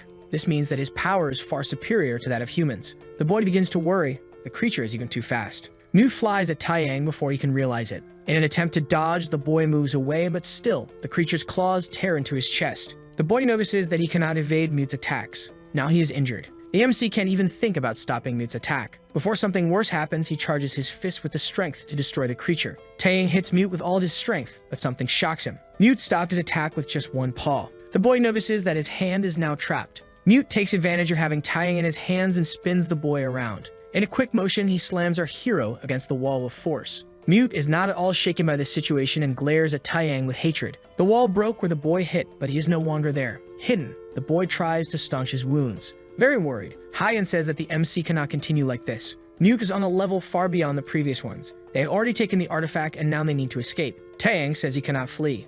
The creature in front of him is not a man, it is a beast. This means there is no escape. Mute finds a footprint of Taeyang and says that the boy will not be able to hide. Mute smells the blood coming from the boy and can find him anywhere. The tiger attacks a building in front of him. In the blink of an eye, the building splits into three. Taeyang jumps from behind the building. He leaps with all his strength onto Mute, delivering a kick. Mute asks if the MC still doesn't understand his situation and grabs the boy's leg. With all his strength, he throws the boy against the ground. The boy is severely injured. Then Mute slams Taeyang's head against the ground. He begins to hit the boy repeatedly and asks if this is all he has. Furious, Mute says he is sorry that his friends lost their lives because of someone like Taeyang. He crushes the boy as much as he can. At home, Hyen begins to panic because she doesn't know what to do to help her friend. It turns out that beast men are much stronger than just humans. This is because the superior physique of animals is controlled by rationality. But at that moment, Mute lost all of his rationality, which was replaced by a terrible rage. Taeyang reflects that the destructive power has increased, but this created a gap. The boy is very injured and reflects that he just needs a minute. Mute stops to catch his breath, but when he realizes it, the boy has already disappeared from where he was and the tiger is startled. Quickly,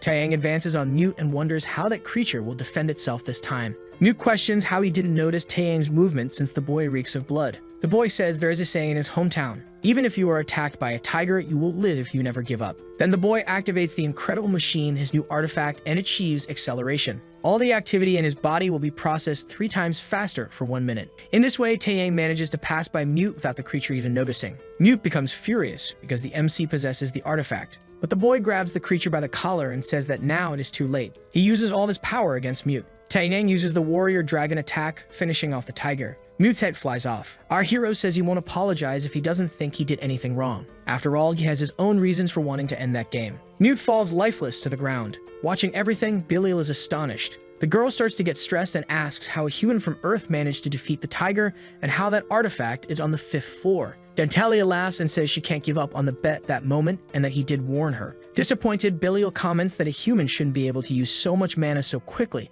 not to mention the artifacts he has. Dantalia remarks that humans need to start with some advantage when coming from Earth. That was the fact that all the evil kings agreed on one day. Humans from Earth are not born with mana. They cannot have as good a physique or strength as a beastman. That is why humans from Earth are given some advantage. Dantalia reflects on Taeyang. The Demon Lord smiles and a long-lost dimensional maze opens. From then on, Taeyang is destined to be the one who will change the game and the dimensional mystery. The MC uses his recovery to get back to normal. The system informs him that he managed to pass the phase because he eliminated 3 players. The boy also receives several achievements and 11 gold coins. Hyen says she is proud that he managed to clear that floor. Taeyang is quite excited, but suddenly he feels his strength fading away. The boy falls to the ground. Hyen observes that it seems Taeyang has fallen asleep. The viewers comment that he must be exhausted after all. He completed that stage in just a few hours. Hyen holds her microphone, relieved that the MC managed to stay alive. Then she leaves her friend sleeping and exits the chat. Meanwhile, someone approaches Taeyang. The boy is in a deep sleep when the person stops beside him. It is Andromalius, who asks if the boy likes to sleep around.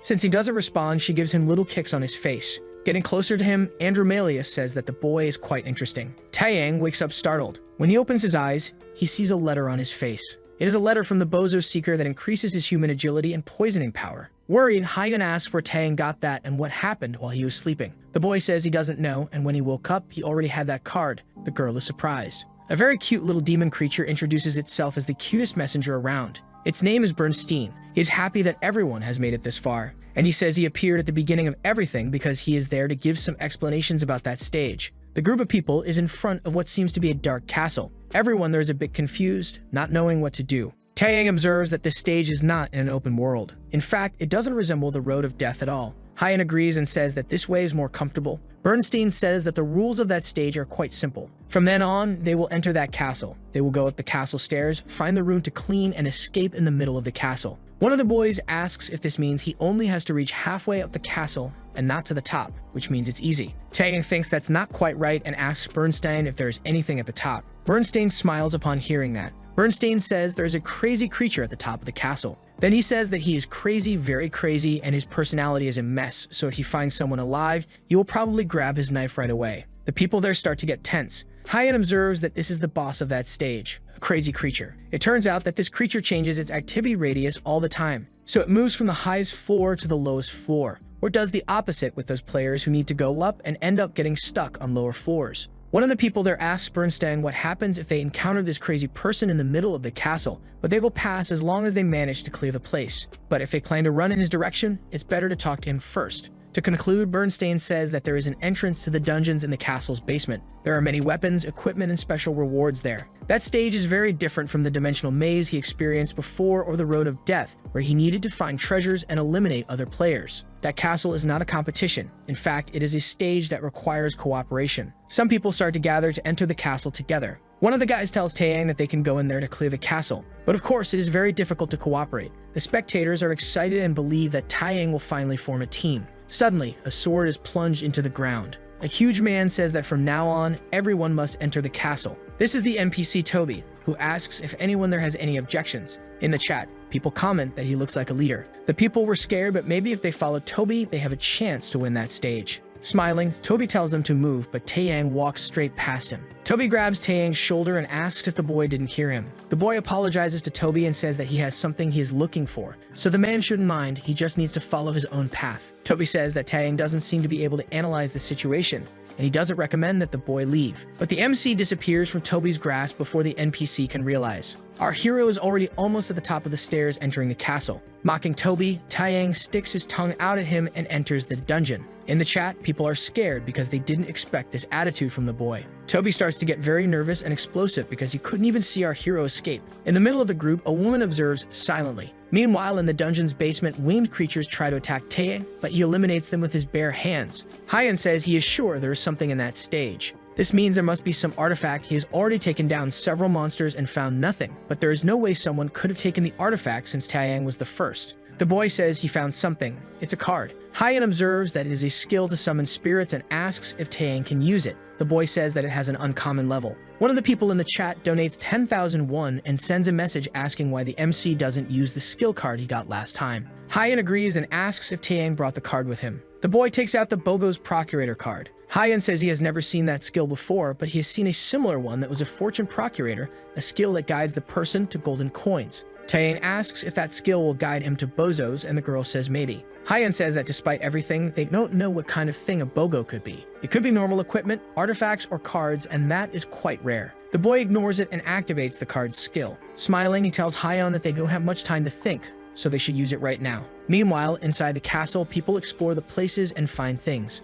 This time, they found something shiny in the middle of a hall. One of the guys goes in that direction, but Toby shouts for him to wait because that is a trap. Even so, the person goes to the artifact believing that it is his way out of that castle. But as soon as he touches the object, something terrible happens and he is gone. Even Toby is shocked by what he sees. The people enter the hall all battered and injured. Apparently, there is no healer around. One person throws his sword on the ground in anger. He says that they are not in a condition to continue like this. All the equipment is broken, and they need to start looking for things. Toby punches the boy in the face. Then he tells him to think carefully. He says it's not wise to give up and throw everything away when they are so close to the hall they need to clean. The young man says that Toby didn't warn them it would be so difficult. Several people who followed him ended up dying. People start to panic and scream that their equipment is broken, and if the crazy guy shows up, those who went below the dungeon base will live. But they are all dead there. Toby says he will find something before the madman appears. Even Toby is nervous. This is very bad. Many people have already died, and the castle has a much higher difficulty than he thought it would. It probably would have been better to look for artifacts first.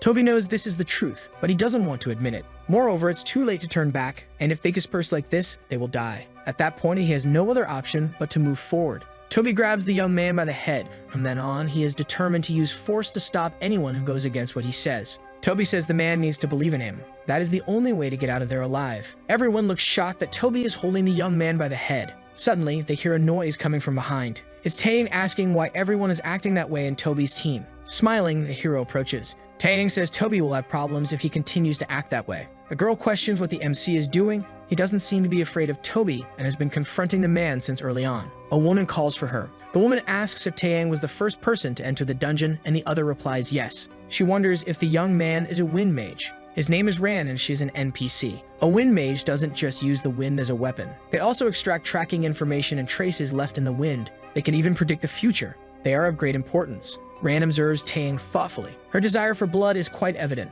especially since she has no fear of Toby. Ran says she thought it would be a good option to continue alone and can hardly believe she's back. Then she says she doesn't like sinister men. Taeyang asks if they are working hard on the group's cooperation. Toby becomes very frustrated. Our hero says Toby will be in trouble if he isn't persistent. Toby prepares to attack Taeyang and asks if the young man is trying to sabotage him. Toby reflects that since the young man didn't even want to cooperate with them, he probably won't help them survive. He is determined to end this before the boy can take action. Then he lunges forward and Taeyang is ready to strike him. The boy watches the attack and asks if Toby is the kind of person who uses the sword cowardly. The MC feels the mana pulsing within that sword. Our hero blocks Toby's attack with the sword, determined to put all his mana into it. This way, he will be able to break the sword. Toby's sword shatters into pieces, breaking as if it were glass. Toby is in despair and questions how many items Taeyang managed to acquire. Furious, he screams that the MC has been hiding his power all this time. But the boy says he never hid anything. Frustrated, Toby complains that Taeyang has always had all this power and still refused to help him at that level.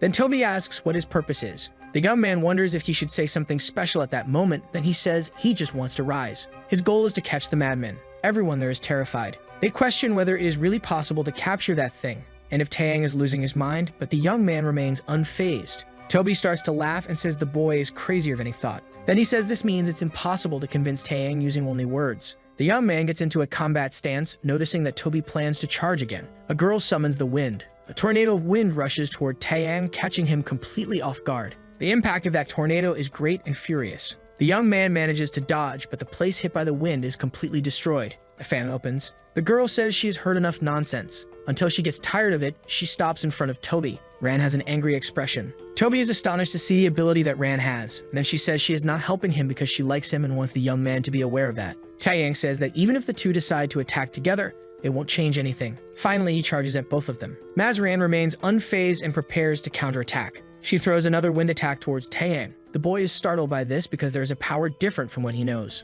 Once again, the attack is very powerful. After attacking Taeyang, Ran mocks him. Very excited, Hyen says that this NPC is of S rank, and she questions whether the boy cannot turn her into an ally. Hyen says she doesn't know Taeyang's intentions, but she wants him to give up at that moment. The boy looks at her very seriously, then smiles and says that it doesn't matter. He then states that they continue to be black sheep who haven't managed to get any quality items, while he has accumulated tons of items at the dungeon base. The MC shouts that he doesn't care if people think he is crazy or insane. Hyen wonders if she get Taeyang too hard, because the boy seems to be losing his composure. Our hero says he has achieved his goal. Hyen is startled by this. Then she looks back, shocked. A loud crash comes from behind a gate. Ran reflects that after Taeyang said that, everyone ran away. Furious, she attacks him again. But this time, the boy is already hiding behind a huge door. To provoke her, he even sticks out his tongue, mocking the girl. The impact of the whirlwind of wind is very strong. Toby tells Ran to calm down. If he goes in there alone, he won't be able to come back anyway. Ran says that's absurd. On the other side of the door, she questions what Taeyang is doing. The boy is satisfied because all the problematic people have been sent out of the dungeon and are now in the underground.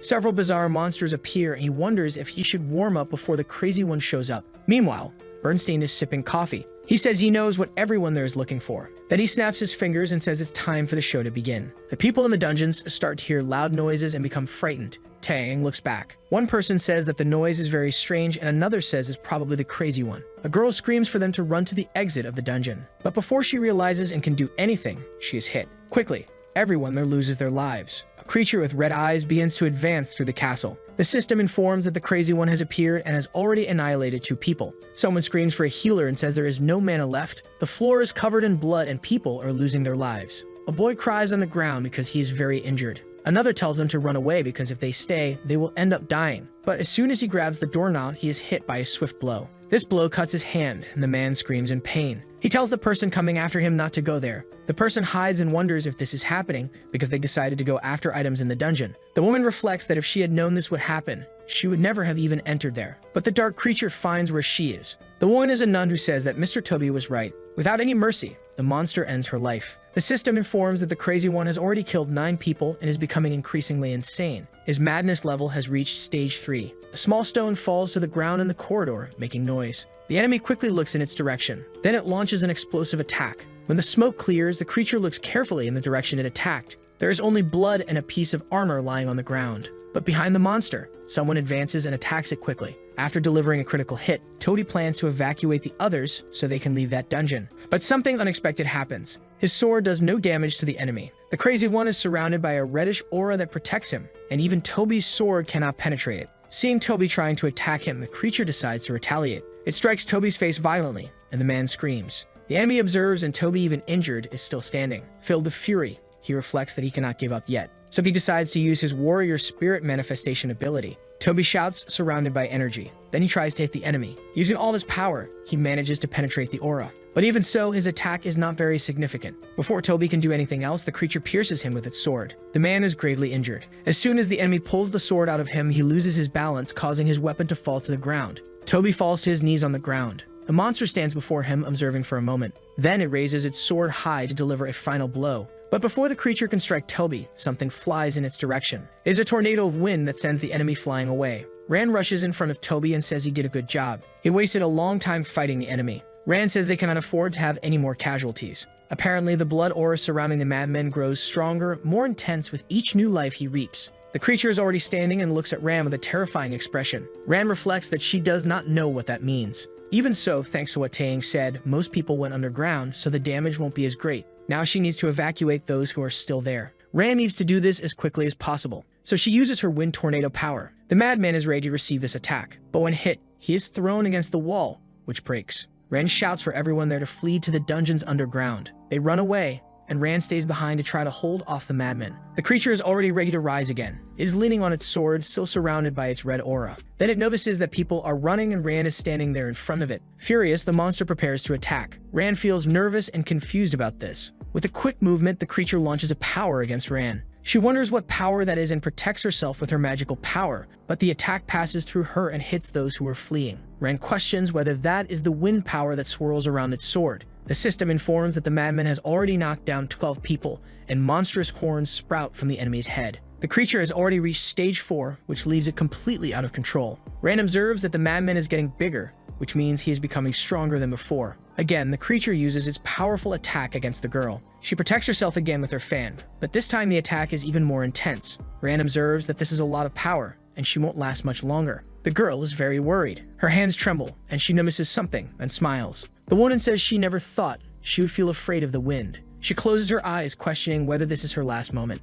Not far away, Taeyang watches everything, bored with the situation. Then Rand notices his presence and wonders why he is there. She shouts for him to help her, and he questions whether she has decided to talk to him now. The creature continues to launch its attack against Rand, and she shouts to him that the boy said he could take down the madman, so she asks him to help her. Almost losing to the creature, Rand asks Taeyang if there is a way to capture that monster and says she can help him because she is very strong and useful. Mocking her, the MC questions why he should trust her. Rand promises him that she is trustworthy. Rand then makes a fortune teller's oath to the boy in order to convince him to help. He asks Hyun if that girl is really strong. Hyun says she is the best NPC she has ever seen, and Taeyang agrees. The MC asks if Rand promises to help him without causing any problems, and the woman promises. Taking advantage of the situation, Taeyang asks if Rand promises to live the rest of her life for him. Rand is shocked by his question, and the viewers notice that the boy is trying to make a slavery contract with her. Our hero turns his back and says that if she doesn't want to accept, he can leave. But Rand needs to live, so she promises Taeyang that she will live for him until the last day of her life. The creature is about to finish off Rand with a final blow. The monster's sword approaches the girl at high speed, but before it can hit her, something stops it. It is Taeyang, who has stepped in front of Rand and said that the deal is done. Rand is shocked that the boy can stop that creature so easily. Smiling, the boy says the contract is signed. Rand watches Taeyang in shock at the fact that he managed to stop the creature just by using his foot. The monster becomes angry because Taeyang was able to stop him. Our hero looks at the creature with a look of rage. The madman becomes furious and shouts at him. With all of his strength, he tries to make a new attack. But when the smoke clears, he sees that Taeyang and Rand have escaped. The boy carried Rand away from there. During the brief moment when the crazy man raised his sword, the MC managed to jump away. He places Rand on the ground, and the woman asks in shock what he plans to do. The creature is standing still, looking for Taeyang. Repeatedly, something catches its attention. It is a huge chandelier that is falling right on top of it. The monster gets distracted trying to protect itself from that gigantic chandelier. Meanwhile, Taeyang flies in its direction. He delivers a powerful kick to its face. But even using his power, he cannot inflict damage on the creature. Taeyang is worried about this. The aura around the monster intensifies and throws the boy away. He lands on the ground, sliding. As expected, the red aura acts as a shield and the attacks don't do much. As its level of madness increases, the aura becomes stronger. The power of that monster is multiplied by 2 for every 3 people it eliminates. Now the creature is very powerful. By Taeyang's calculations, it is 16 times stronger and the monster advances toward the boy. But something interrupts it. The creature looks toward a noise. It is several people who are hiding behind a pillar have just been discovered. The crazy man tries to attack them and causes a huge explosion. The system reports that the creature has already taken out 15 people. Now it has evolved to stage 5. Taeyang observes that the monster's power is now 32 times stronger. The creature's carcass begins to open and a terrifying red figure emerges from within it. The new monster resembles a winged red demon with enormous horns and a powerful sword. Rand observes that now that the crazy man has evolved so much, even Taeyang will not be able to defeat him. She is watching everything from above. Taeyang extends his hand and Rand is confused by this. The boy asks Hyun how long that creature has been evolving and the girl replies that it has been 20 minutes. The boy accepts. He has a plan in mind. Our hero decides to use his perfect machine to increase his power. In the chat, people question whether this might cause any harm to the boy. Apparently, he wants to defeat the creature that is 32 times stronger by becoming only 3 times more powerful. The monster charges at Taeyang, ready to defeat him once and for all. Even so, the boy seems unfazed. The power of that clock tower machine begins to act on him. The creature gets very close, screaming and demonically ready to eliminate Taeyang. But before it can reach our hero, the machine acted. He does not back away and does not feel fear for a single moment. The demon begins to get confused about what is happening as its sword comes very close to Taeyang. Apparently, there are 2 abilities that the incredible mechanism possesses. The first is to accelerate the body. The second power of that piece is to restore the body's initial form. All the players know this and assume that this power refers to themselves. But this ability can be used on others, so the crazy man's level returns to what it was 20 minutes earlier and he begins to disintegrate. The creature returns to stage 1 and becomes desperate in front of Taeyang. The monster looks at itself, not understanding what is happening. Taeyang questions whether the monster is feeling bad for losing everything it has gained. The enemy becomes furious. That it starts trying to hit him several times in a row, but even the crazy man without a red armor will become weak. The boy concludes that it is the perfect moment to use one of his cards. The object in Taeyang's hand begins to shine and magic happens. Our hero is confused because there is a lot of wind around him. That was an unknown card until now, but it has now become clear that it is a tornado summoning card that makes the spirit of the Lord of the Tornado possess Taeyang's body. Hyan observes that it was an uncommon level card. Ran protects herself from the wind, and the MC observes that he is being possessed by the spirit of the tornado. He is now filled with power and decides to take advantage of it. The situation has become much better now. The monster tries to advance on Taeyang, but the boy is determined. The creature attacks him with a sword strike. Ran observes that Taeyang did not dodge, and Hyan becomes worried about him. The creature's eyes widen, thinking it has caught the MC. But the boy moves at extremely high speed and strikes the monster from behind. The boy is smiling because he achieved what he wanted. He hits the creature with a powerful kick to its back. Hyan and Ran are scared and in shock at that move. The monster flies away. Taeyang uses his skill from King P. He delivers a very strong punch to the creature. Next, he jumps high and strikes the monster from above, sending it crashing to the ground. That is a bold combo, and the boy hits the creature over and over again. On the 18th strike, Taeyang gathers all his strength and destroys the creature.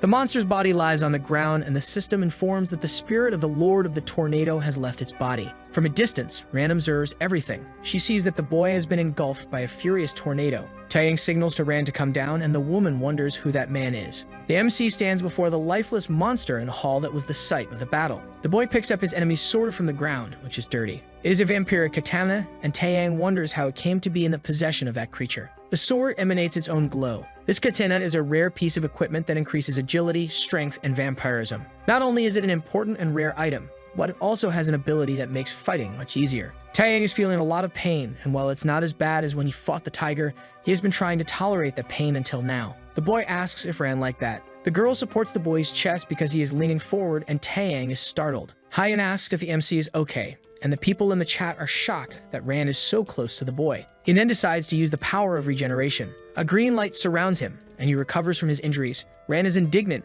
and says she was worried for nothing since Taeyang can regenerate. Then our hero remembers that Ran made a vow to him. He questions what happens if she breaks that vow, and the girl becomes nervous. She falls silent for a moment, then says that if she breaks the promise, she will lose all the abilities she has accumulated over time. Taeyang becomes reflective, and Hyan says that is the most important thing for a magician. It's not impossible for her to betray him, but she seems trustworthy. Then the boy says that from now on she must obey him. Indignant, Ran shouts for the boy not to come near her. Taeyang extends his hand and says they should introduce themselves. The boy introduces himself as Yoon Taeyang. Ran introduces herself as well, saying she is a Feng Shui master. They walk away from there, crossing a corridor that is piled with bodies. The two head towards a door, and the boy grabs its doorknob. He opens the huge gate, and on the other side, someone is sitting and waiting. It is Andromalius, who complains that they took too long to get there. Ran is startled that Andromalius is there, and the woman looks at the girl. Then Andromalius says that Taeyang did a good job exploring, and the boy becomes furious. Taeyang questions why Andromalius gave him that, and Bernstein gets angry because the boy addressed Andromalius informally. The woman says she believes the MC will be able to receive even more in the future. That is, of course, if he continues to perform well as he has been so far.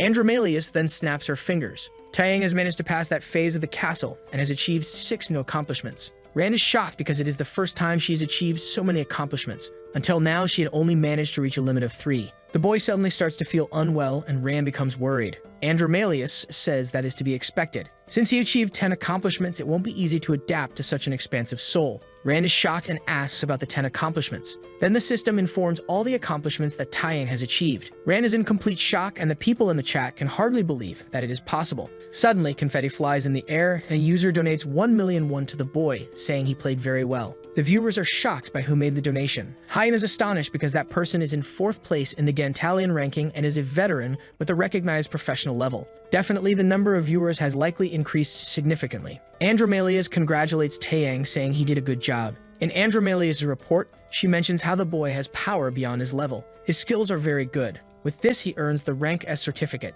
Taeyang observes that and reflects on Rank S. A new door opens, and Andromalius says that this is the end of everything she can do for him. Then the woman tells Taeyang to leave because there is a lord who is very eager to meet him. There is a tavern between the 6th and 7th floors, and it serves the lord exclusively. The lord responsible for floors 7, 8, and 9 is Belial. The girl turns to the MC and welcomes him. Belial's tavern is enchanted, and you cannot communicate with other players except for your team members. She greets Taeyang and says she was waiting. Taeyang asks if the woman knows him, and she says she has heard a lot about him. She comments that she was personally on the 5th floor with the hero. She looks deeply at the young man and says she hopes he performs well on her floors too. Then she says that Taeyang is probably exhausted after climbing up to that point. After all, the stages of Andromalho are very addictive. Belial asks if Taeyang wants to start with dinner, a bath, or a task. She has a clipboard with a list of magical items. Hyan observes that all those items are high-level artifacts. In the case of some famous items, they are just imitations and do not reach even half the performance of the original. Hyan says that even at the lowest levels, they can be incredibly useful if you possess them. Belial questions which one Taeyang wants to order, and Hyan says she doesn't have enough money for that.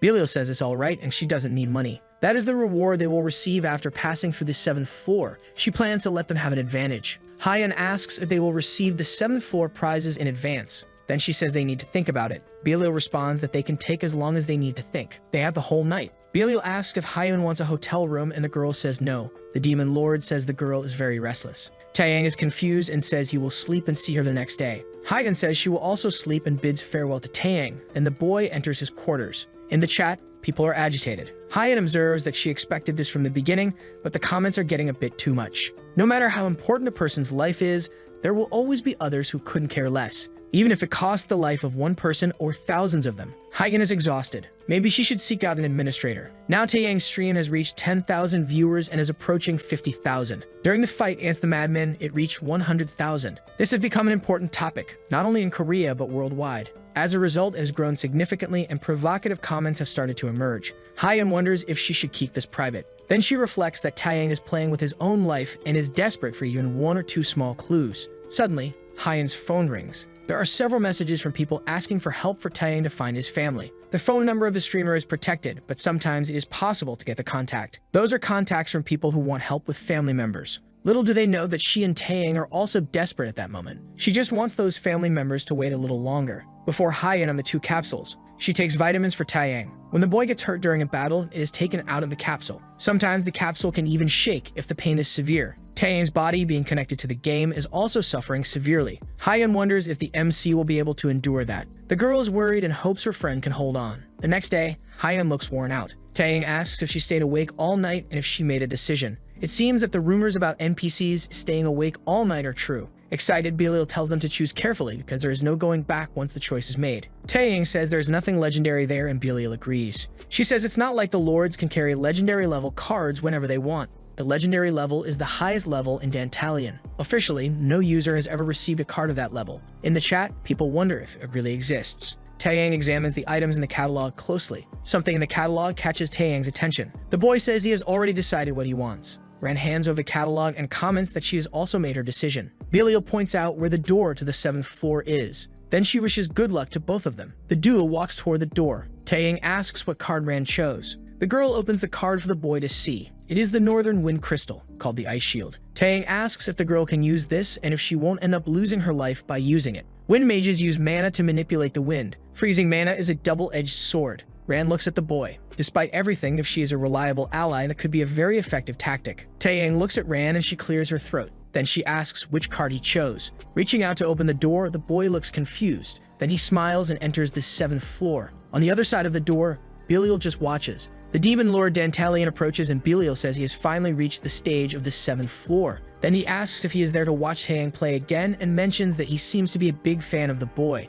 Dantalion says he has been paying a lot of attention to him. He asks if the 7th floor is the level where she gives rewards to people with the Belial category. She questions if the man wants to know which card Taeyang chose. He looks at the catalog with the options. Dantalion is sure about which one Taeyang chose. Then he points to that one in the catalog. 2 people are sitting in armchairs and wonder if any other player arrived there before them. One of them is the demon lord of the 62nd floor, the Dragon King, who questions why they are there as if there is something important to see on the 7th floor. The demon lord Chimera from the 66th floor greets Dantalion. Dantalion greets Chimera and Balrog, saying that they haven't seen each other in a long time. He smiles and says he is especially happy to see Balrog because it is not easy to find him. The man says he only came there because Chimera decided to go. Drinking the drink that Belial gave him, Chimera says she heard that player is famous, and she is there to observe him because she imagines he will reach her floor soon. Belial tells them to stop chatting. It's time to focus on the broadcast. Dantalion says that this is the 7th floor, the stage of the Holy Apocalypse, which reproduces the invasion of the fallen angels that occurred in the demon world. Chimera says she now understands why the other demon lords were impressed.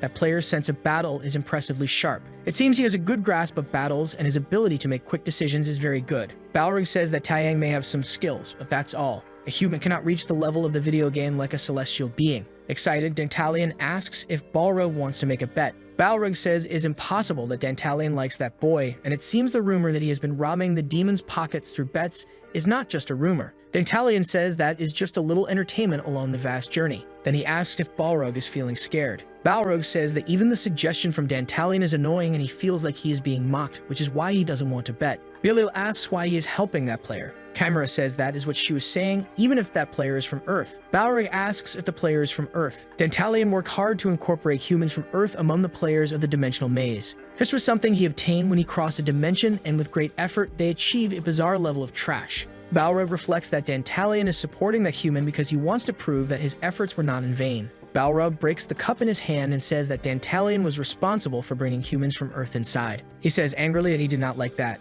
Balrog says there is one thing he hates, which is an unjust action. He questions whether Dantalion thinks Taeyang would have had those advantages without his help. Dantalion says that giving a little help to someone who shows potential is a natural thing to do, and he questions whether everyone there does not agree. The place starts to shake and Belial complains that they will end up breaking the whole bar and tells them to calm down. Balrog is indignant. He stands up and says that the mood is ruined, so he is leaving what Chimera calls him. The man leaves anyway, and Chimera says she will go after him next, apologizing for the rude behavior of the man. Belial observes that it has been a while since they were all together. Laughing, Dantalion says that Balrog is very scary when he is angry, and he apologizes for losing a bit of control. On the screen, Taeyang is fighting someone. Dantalion says it is very sad that Balrog left because he should have seen that scene. Belial says he will watch anyway. After all, the recordings are available for all the lords. Dantalion says that's not it. He wanted to see Balrog's face watching that scene. Dantalion observes that it would have been fun if Balrog had made the bet with him. Belial says that Dantalion probably sees some potential in Taeyang. That is a player who faced the leader of the Celestial faction head-on, but that's not the most important part. He did all of this using all his power,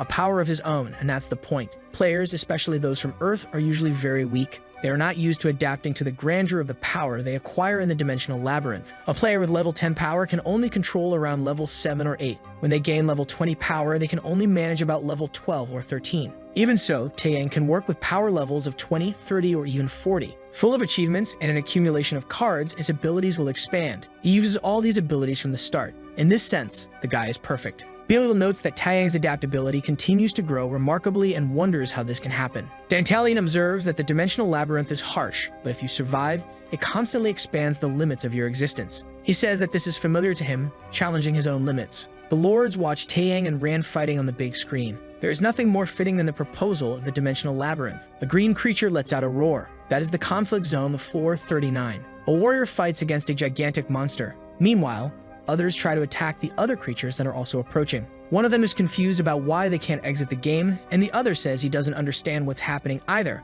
but they need to take down the orcs. People are starting to get desperate. Meanwhile, the orcs are becoming increasingly aggressive. A young man throws an orc away. He shouts at the healer, telling her to help him quickly, but she says she needs to wait a bit until her power is charged. Suddenly, all the girl's system windows turn red. The windows inform that the player Seo Yejin has lost her life, and the girl is very confused. She tries to say something, but before she can say anything, she explodes. Around her, people are in shock, not understanding what is happening. One of them panics because that was the only healer they had. Meanwhile, the orc chief approaches furiously. Someone invokes the sacred shield. This person stands in front of the other young man, defending him. Thus, the orc chief is thrown far away. The young man is confused and questions who that person is. The person with the shield turns to the young man and tells him not to give up and to get up soon. It is Bioran rank 50, and she says it's not over yet. One of them complains, saying he knows it's not over, but they don't have any healers left, so there's no way to prolong this any further. Bioran reflects on the fact that they don't have any healers anymore. She starts trying to think of a solution to get out of there.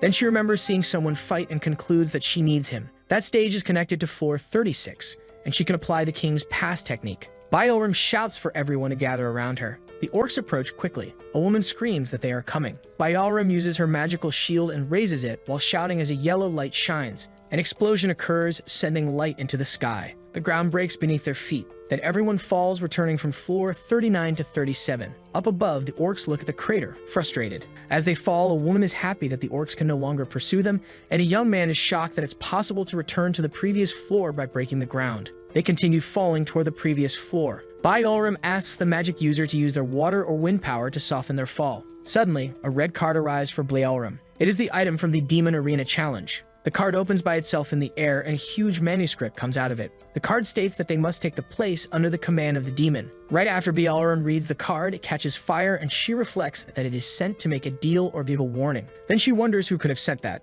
A small demon lands on Taeyang's finger. He says that the opponent on floor 37 accepted the challenge. Then it catches fire in Taeyang's hand. Ran asks why the young man chose that card instead of any other rare item, and the boy says it was something he really needed. Ran doesn't understand and says that it's just a normal item that serves to invite someone to a duel. In terms of value, it cannot be compared to a rare item. Taeyang says that on the other hand, it is possible to send that letter to anyone regardless of their location, and this assumes that the person is alive. Ran asks if that means he gave up a rare letter just to find someone, and the young man confirms that this is indeed the case. The MC says he only climbed that tower to find this person, so he intentionally lost the chance to obtain a rare letter. Ran wonders who this person is that Taeyang is searching for so desperately. She questions whether it could be the young man's girlfriend. She reflects on whether someone as cold as Taeyang is capable of risking his own life for love, and the young man asks why she isn't following him. Suddenly, the two find themselves facing a figure. This figure has wings and horns and speaks to the players. There's a woman standing in front of an elevator and says they have arrived at the Paradise Stage elevator.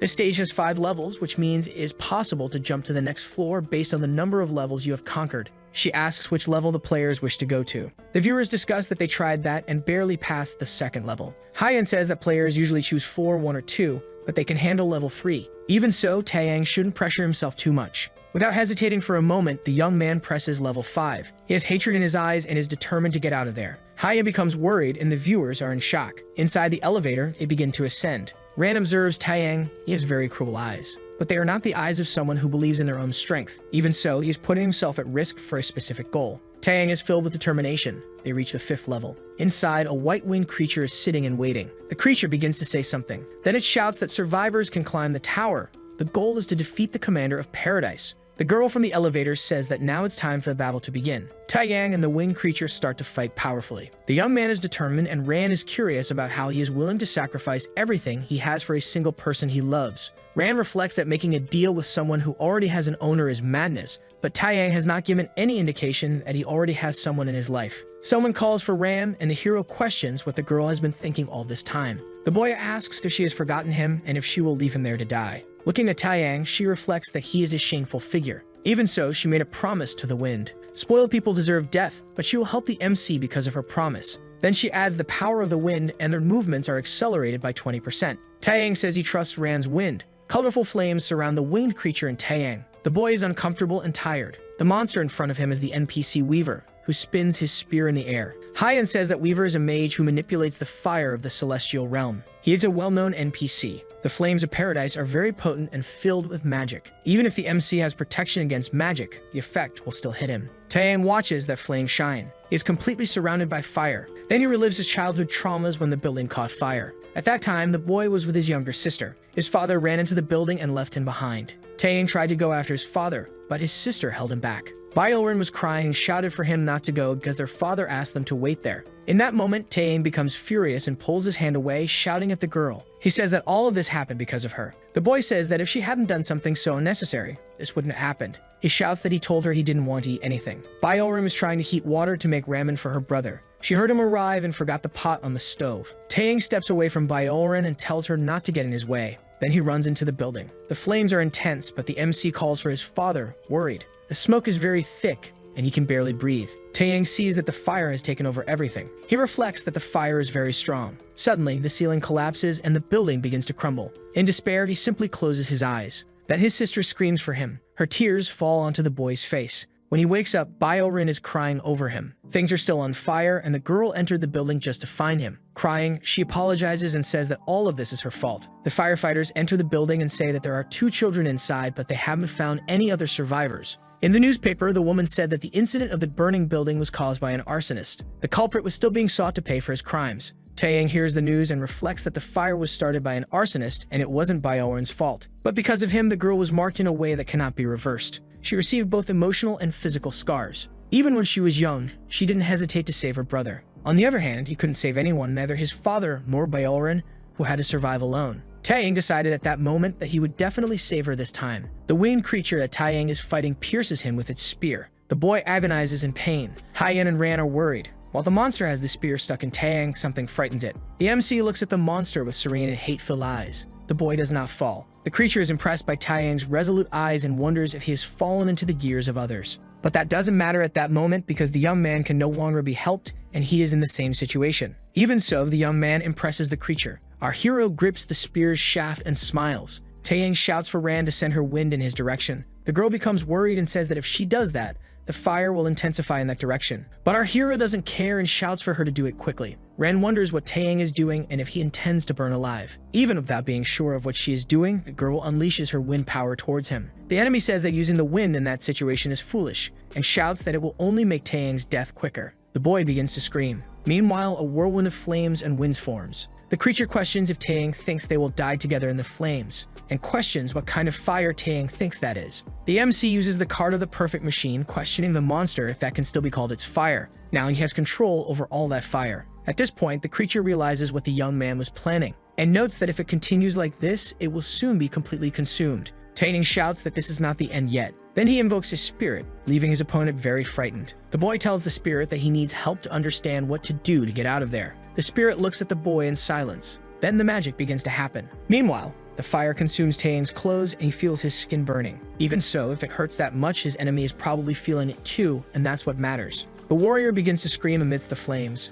They only intensify without ceasing. The creature's wings catch fire and it comments that Taeyang is an arrogant human. It is furious that the MC tried to defeat it with its own fire. The creature turns to ashes and ends by saying that Taeyang made a great mistake. The girl from the elevator is excited and shouts that the winner is player Taeyang. The boy falls to the ground, severely burned and exhausted. Then he uses the recovery card to return to how he was before. Ren approaches and says that she notices that our hero is quite determined to put his life in danger just for his precious love. Then, with a sulky face, she says that she needs to admit that. Taeyang is confused about her talking about love and a girlfriend. Ran says that starting an agreement with someone who is already committed is a shame for a wind mage. Taeyang still doesn't understand. Then Ran angrily says that's right, and she heard that he wants to clear that tower just to rescue his girlfriend. Confused, Taeyang asks if he didn't mention to her that his sister was in the tower, then asks Ran to help him heal because his legs hurt. Ran is shocked by that information. They stand in silence, facing each other for a few moments. Then Ran walks away towards the elevator. She enters the place and asks what the MC is doing,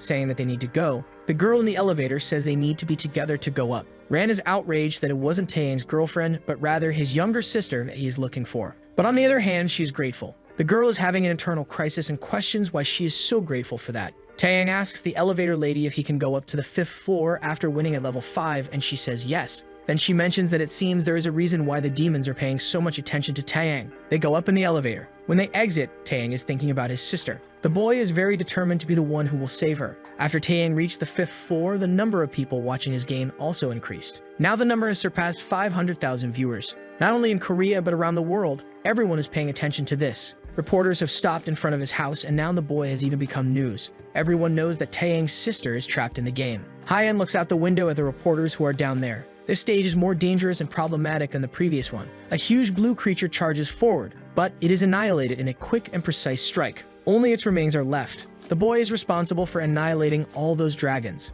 That stage is managed by the demon lord of the 12th floor, Chimera. Taeyang complains that it is very cold there. Snow surrounds Hyen, making it impossible for her to see. Even so, she plans to focus on the mana to find a way. Hyen tells Taeyang to move 50 meters south. He tells Ran that they should go. Ran asks if the one who told them to do this was the ghost. The MC told the girl that Hyen was a ghost guiding him. Ran caught him off guard when she asked who he lived with. On that occasion, he said it was a guardian ghost of a girl. Hyen was outraged because she thought ghosts were too ugly for him to compare her to one. In the end, Taeyang's ghost was very efficient with strategies and in bringing information about the stages. Thanks to her, he is able to obtain the rewards he would have lost. After defeating the winged enemy, Taeyang received a letter. It was the angel's thought, a rare letter. Ran also reorganized her equipment and maximized the effect of her synergy. To become stronger, Ran merged some of her items. Ran wonders what that ghost was like when she was alive because she seems to be someone very well adjusted. The duo advances and Taeyang is happy to finally find what he wanted. They are in front of the tracks of an express train. The land of the Lost Express is a cold place thanks to a dragon, a Terra.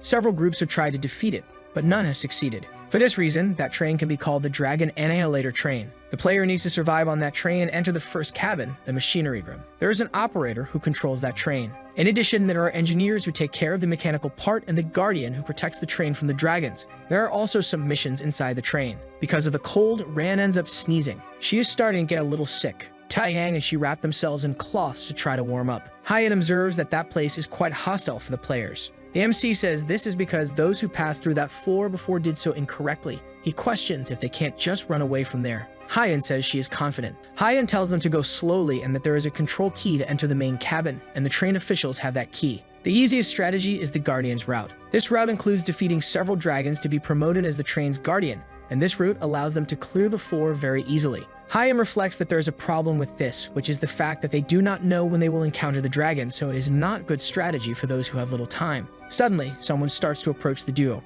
Taeyang and Ran hide, and two men enter the carriage. They are outraged that the carriage door is broken. It was the MC who broke that door to get into the train. One of the men says that it is probably those little rats that keep invading the train. They destroy goods and run around. The other guy says that Commander Guhol should eliminate them once and for all. Taeyang listens carefully that Guhol is the commander of the guards. He is one of the three main people responsible for the train. Guhol is an NPC who only reveals his true appearance when facing a high-level dragon. Someone shouts for the two boys, saying there is a dragon in front of the train and they need to hurry to help. Hyan gets excited about the fact that there is a dragon there, but not just any dragon, it's a dragon's nest. She comments that they are very lucky to have reached the dragon's nest, because this means that the dragon battle is about to begin. Someone announces that the food collection team is returning. Some people start to enter the carriage looking downcast. They are tired and injured. The NPC commander Crusoe asks them to update the situation. One of the soldiers begins to explain what happened, but Crusoe tells him to stop. Then he asks where the leader of the third squad is and why that man is reporting things instead of the leader. Crusoe questions where the captain is at that moment and if that bastard is trying to escape.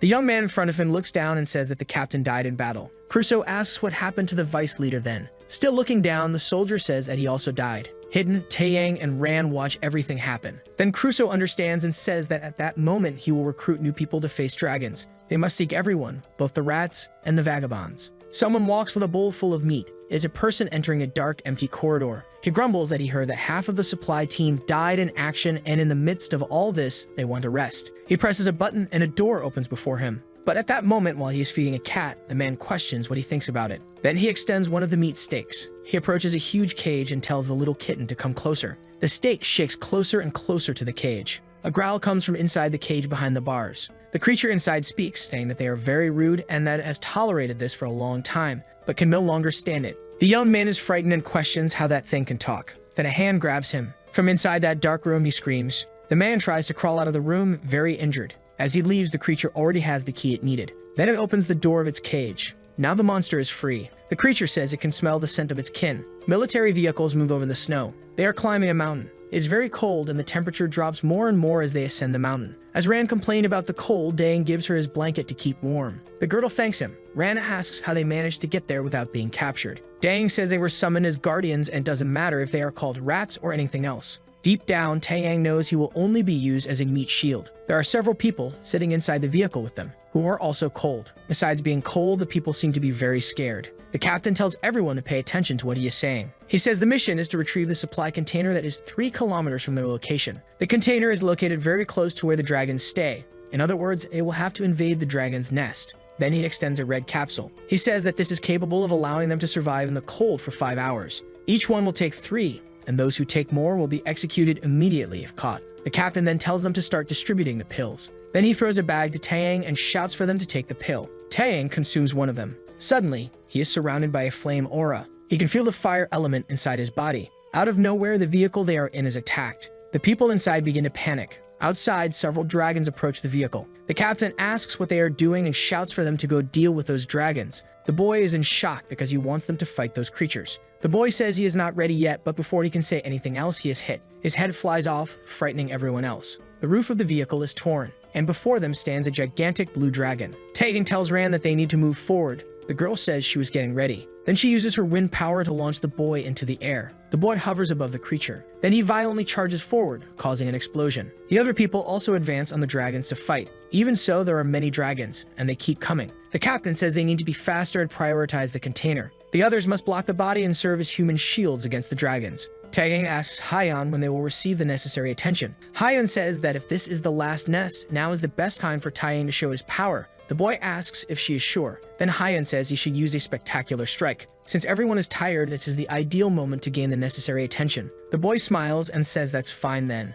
After all, the protagonist always appears at the last moment. Taeyang calls Ran and the girl asks what he wants. He shouts that it's time to put an end to this and the girl agrees. She grabs her fan and says that the main job of a wind mage is not to create wind, but to control it with all her power. Ran captures a dragon with her wind. The creature screams, trying to escape from that supernatural power. The dragon starts to approach where the people are, and they run away in fear of being hit. Ran and Taeyang observe. Then the boy prepares to attack. That stage is filled with mana mixed with that cold. The MC reflects that he should try to concentrate and drain the wind mana. Through his feet, he begins to absorb all the power he can. Taeyang manages to do what he needs just in time. Ran is shocked that our hero can control mana that way and mix wind mana so quickly. Before him stands an enraged dragon. Taeyang uses transcendent vision to attack the creature. Then he generates a kind of blue light can of power. The monster suffers tremendous damage. Then it falls from the sky, and the people watch as Taeyang manages to defeat the creature with a single blow. The boy is proud of what he has done because everything went perfectly. In the control room, people observe the battles against the dragons.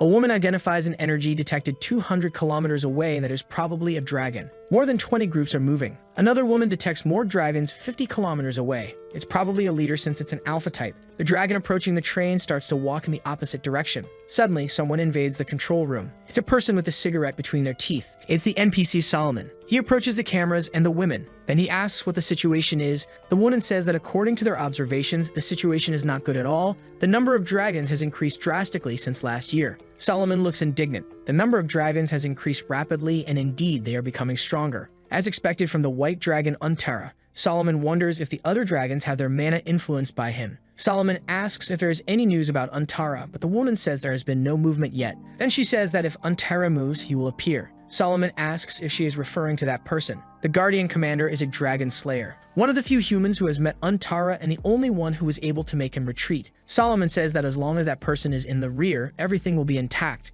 For now, they must use all their resources. Then before leaving, Solomon asks if there is any news about the rats this time. The woman says there are 3 individuals who are worthless, 2 who have some power and 1 superior. Solomon listens attentively and says they should make good use of these people. People push containers and carry boxes. Some of them are injured due to the battle. Taeyang observes that this battle has taken out half of them. Crusoe approaches and says that everyone did a good job. He says that the survivors from now on will be members of the Defense Regiment. The man introduces himself as Crusoe, the commander of the 1st Battalion. He speaks to Taeyang, calling his attention. Then he asks the boy to report what happened. The boy then provides the necessary numbers to the man. Taeyang is doing his best to try to look serious enough. In the chat, people mockingly say he looks like a soldier. Crusoe asks Ran how old she is, and the girl says she is 22 years old. Then Taeyang starts to say his age, but Crusoe says he doesn't want to know. Looking at the duo, Crusoe says that both will be admitted as members of the Vanguard Defense Battalion. They must report to their respective battalions and receive instructions there. The Vanguard Defense Battalion is an elite unit with a higher strength level. It is the unit that deals with monsters.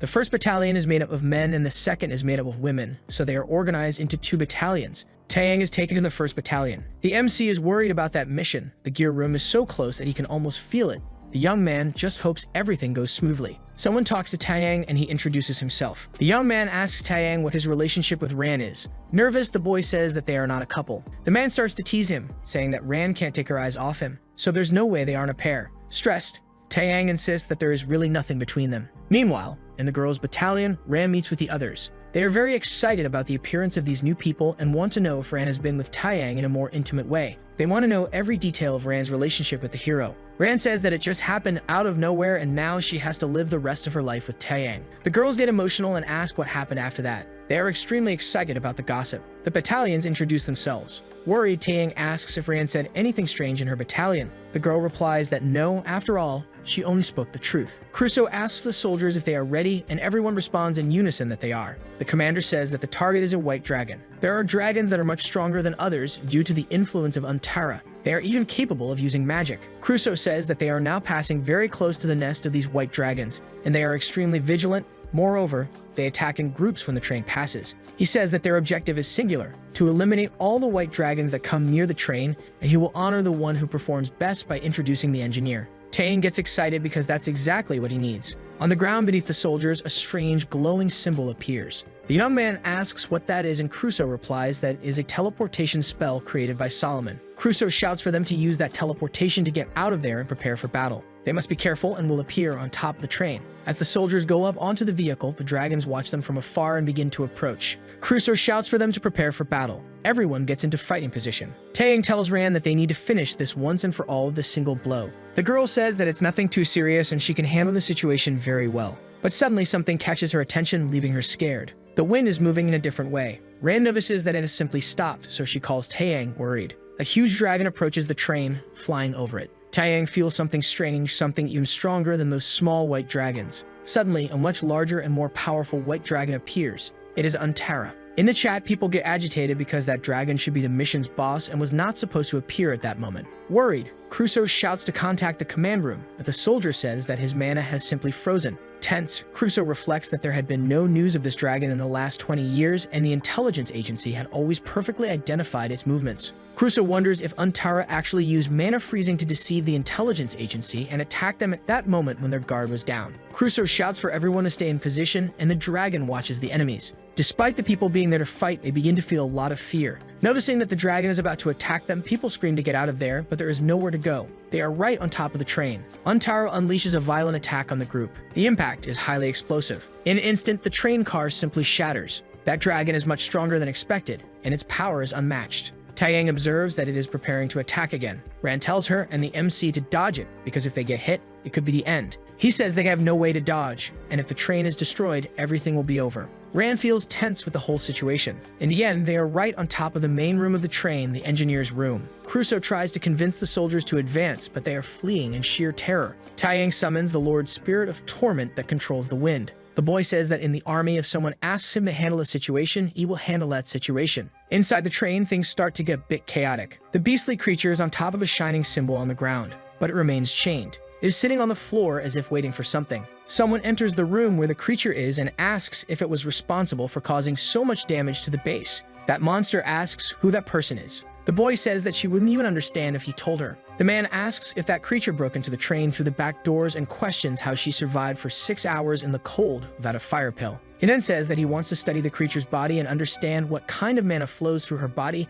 as well as how different her body is compared to a human's. The creature asks what she gains from that, and the man replies that it is the machinery room. He is willing to take the thing to that location. The creature is shocked by that proposal. Then the man asks if she is a rat or if he should call her a player, as they usually say in her language. The beastly person says that the man seems to know a lot about players. Even so, he knows nothing about beastly humans. Breaking free from the chains, he says that beasts do not sell their bodies in exchange for nothing. The man asks if the beast wants to fight and says that it is not a good choice. The train moves forward over the icy snow. Taeyang reflects on the case of the train's gear being destroyed at that moment. In that case, the game will come to an end. No matter what it costs Taeyang, he is willing to block any attack and protect the train. Atera prepares to attack again. Then the creature pulls the air around to recover and accumulate power. Ran can feel all the mana being sucked in by Atera's mouth, and it is an absurd amount. Ran tells Taeyang that he cannot block that because it is a completely different power, but the boy replies that there is no way to turn back. He prepares to receive that attack, but his leg is wrapped in power. The boy's mana is being drained and will be depleted in no time just because he is using the summoning ability. Taeyang wonders if he can handle that.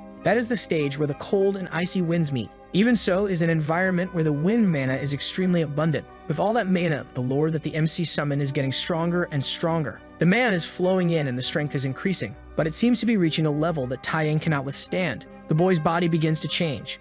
Even inside, things feel different. He is much stronger now, and the mana is being sucked into his body rapidly. Taeyang starts to get worried. It seems that the mana will tear his skin. The boy feels that he cannot endure it any longer. A blue light appears and comments that it seems the MC is not having a good day. That is why she wants to help him. The boy wonders what that is. For some reason, he recognizes that voice. The mana flows around him like magic, and the boy is astonished. Suddenly, that mana calms down, relieving Taeyang's body. Atera is still preparing to attack. All the soldiers run, shouting for them to try to dodge that. A huge blue ball forms in the dragon's mouth. A flaming attack heads toward the train, directly at Taeyang. But the boy is determined to stop it. Then he attacks as well to try to prevent that blow. A massive explosion of powers occurs, illuminating everything around. The soldiers are left speechless, questioning whether Taeyang really managed to stop the attack. The boy wonders whose voice he heard. Then he falls to the train floor out of energy. Ren runs to him, worried. Taeyang realizes he is exhausted after using all of his mana on that last ability. Crusoe shouts for everyone to be careful.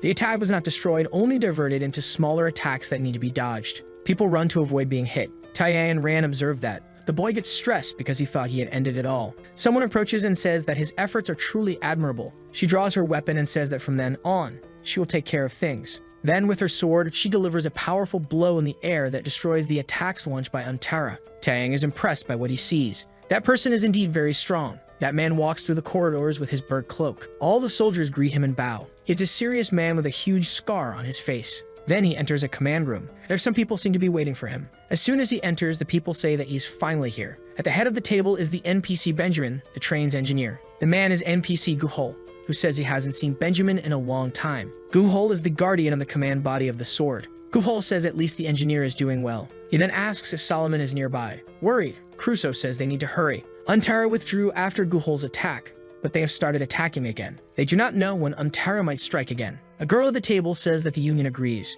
but Benjamin seems quite bothered. They then begin the session of the Supreme Council of Alka. They mention that probably everyone there knows the agenda, which is the position where the white dragon Untara is located. The woman says that by this point, the citizens' anxiety is already very high. A man says that perhaps they should not provoke Untara. Maybe the dragon will return if they stay quiet. Someone enters the room by kicking the door. The young man asks if he is late for the session. He is injured and tired. Guhol and Benjamin stare at him. The woman at the table asks Solomon what happened as he sits down. Taking a cigarette, Solomon says they need to deal with Untara and have no other choice. Benjamin asks why that is. Solomon says it would be more useful if they could get a punitive force rather than keep asking why. The young man says they have no reason to make people like the punitive force, and it will take more than a day or two to fix the broken train. Solomon sighs and says that Untara approached them when their guard was down and froze the mana abilities of the soldiers. To Untara, that train is like a food delivery. Eliminating the white dragon Untara is no longer an option, but an obligation. If they want to end Untara, they need to move quickly.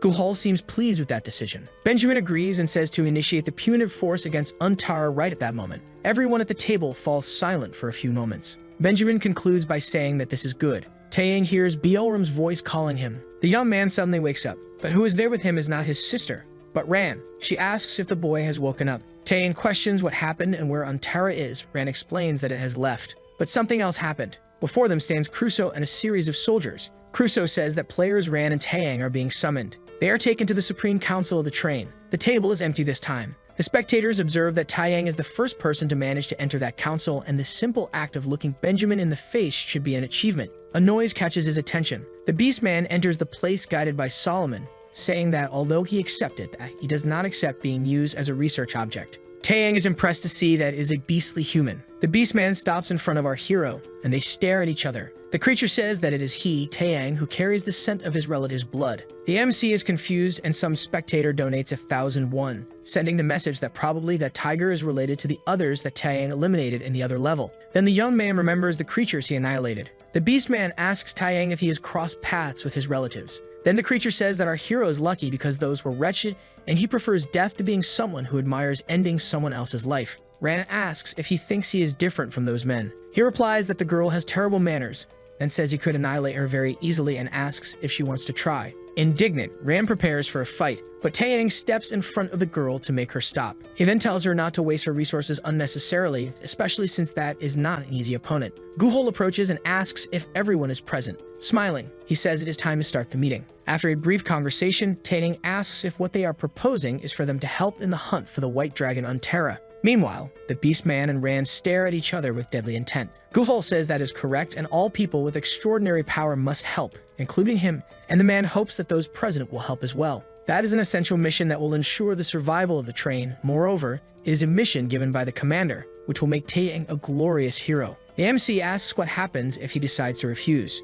Guhol says that if they succeed after the operation is over, he can send Taeyang to the machinery room, as that is his goal. The MC reflects that this is something he could do even at that moment. Then Taeyang says that the man needs to give him something more tempting because he is not feeling very motivated by that kind of reward. Guhol is bothered by his audacity. Then he starts to draw his sword and says that he understands why Taeyang might not be satisfied with that kind of reward. Crusoe looks worried and Guhol raises his Type B light sword. The woman present asks if Guhol is saying he will pass on his light sword. That light sword was created with a combination of various magics and a lot of technology at a time when the world was still intact. Taeyang reflects that this is the sword capable of cutting even the fire of a dragon. If that is the case, then he will probably be able to face Untara. Solomon asks if Guhol is sure he wants to give his sword, and the Guardian says that hunting Untara is directed toward human existence, so he will not regret it. The young man asks Guhol to give him the sword in advance. Since he is giving the sword as a reward for whoever takes down the dragon, it won't make much difference if he advances the reward. Guhol can hardly believe that Taeyang has such audacity. Then he starts to laugh in front of the boy. The MC is confused, and then Guhol throws his sword to him. Guhol says that now that Taeyang has the sword,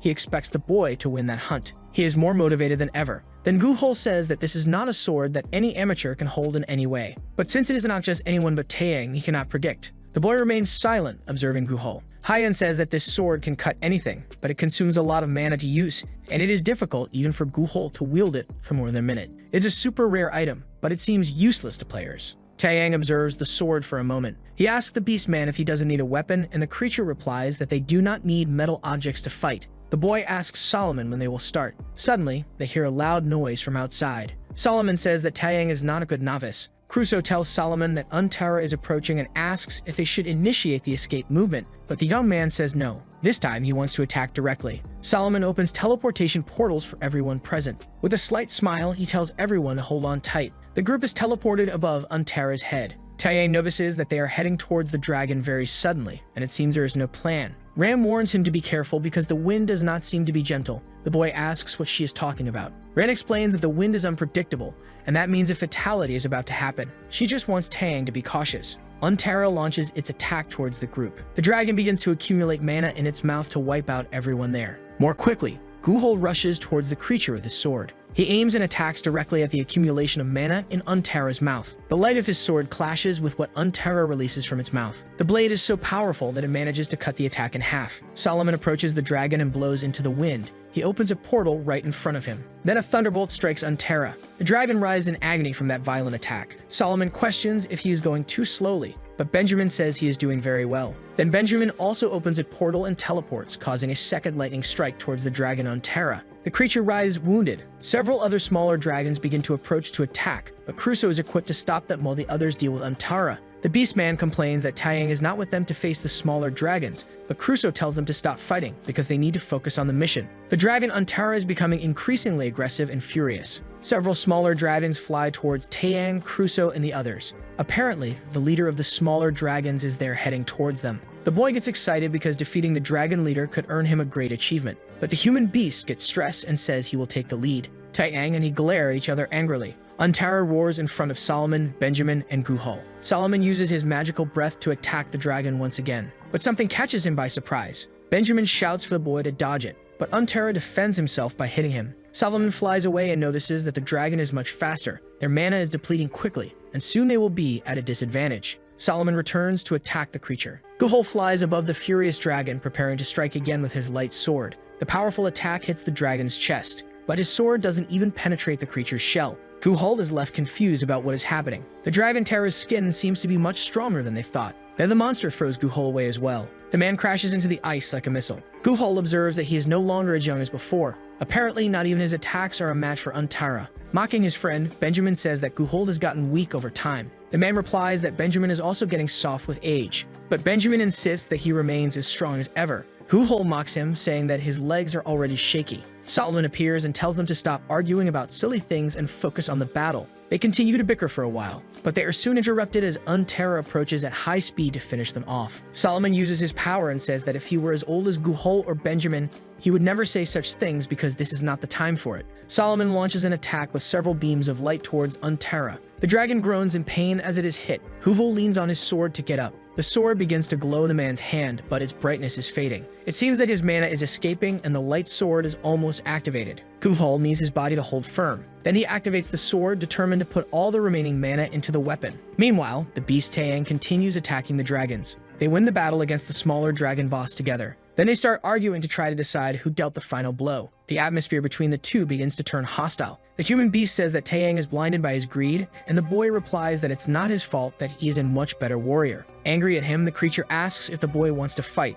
Excited, the MC says yes. But suddenly, Gran appears behind the dragon, catching their attention. She tells them to stop their childish bickering and says she has finished her part of the job. Crusoe says he will take care of the smaller dragons. He wants the group to go help the commander because the situation with the dragon Untara doesn't seem to be going well. Taeyang says he didn't expect this position from Crusoe. The man asks if he would even be able to stop the MC if he wanted to. The boy smiles and says that Crusoe is starting to understand him. Ran and the human creature are serious and ready to advance. Then they run towards Untara and the others. There the battle is fierce. Solomon, Benjamin, and Guhol are giving their all to defeat Untara. Guhol is thrown far away by the dragon. He crashes against a rock and gets severely injured. Taeyang is worried about the man. Untara lets out a violent roar full of fury. Guhol is almost out of strength. Solomon and Benjamin are also exhausted. Ran observes that the situation is much worse than she thought. Taeyang says that actually the situation is better. This is his chance to deliver the final blow. There is an achievement that is only given to the player who manages to annihilate Unterra. Hien wonders why Taeyang is seeking that.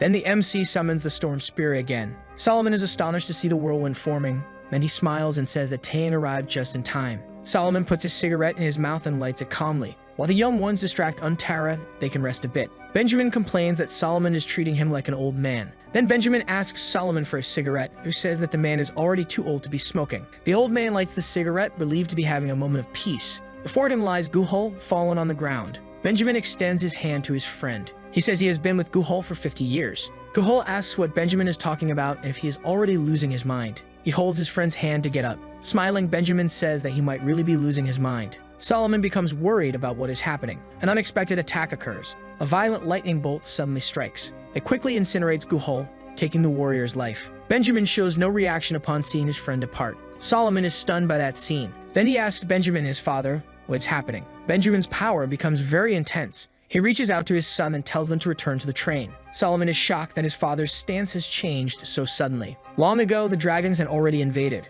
At that time, they were surrounded. People asked young Benjamin what they should do. The boy ordered them to protect the train. The winged creatures advanced on the boy. Benjamin gave up his own life and closed his eyes. But something unexpected happened. A figure appeared before him and saved him, cutting the dragon. It was Guhol, also young, who asked if Benjamin was lost in his own thoughts. The boy was astonished and very happy to see his friend. Guhol reached out his hand to Benjamin at that moment. Then he encouraged his friend to get up because they needed to protect the train. Both prepared to face the dragons. Now Guhol had been incinerated, and nothing of him remained. Solomon can hardly believe what happened. Benjamin reaches out to his son and tells him to return. By that point, the objective had already been achieved, and he would take care of the bastards who caused trouble. He plans to take advantage while the group is drawing Unterra's attention. Benjamin says that if necessary, they might even sacrifice some people. He speaks in a dark voice that now the power to make decisions about the train depends solely on him. Solomon questions whether his father really thought he would ignore all of this and let it go. Benjamin says he already imagined that his son would not agree with his actions.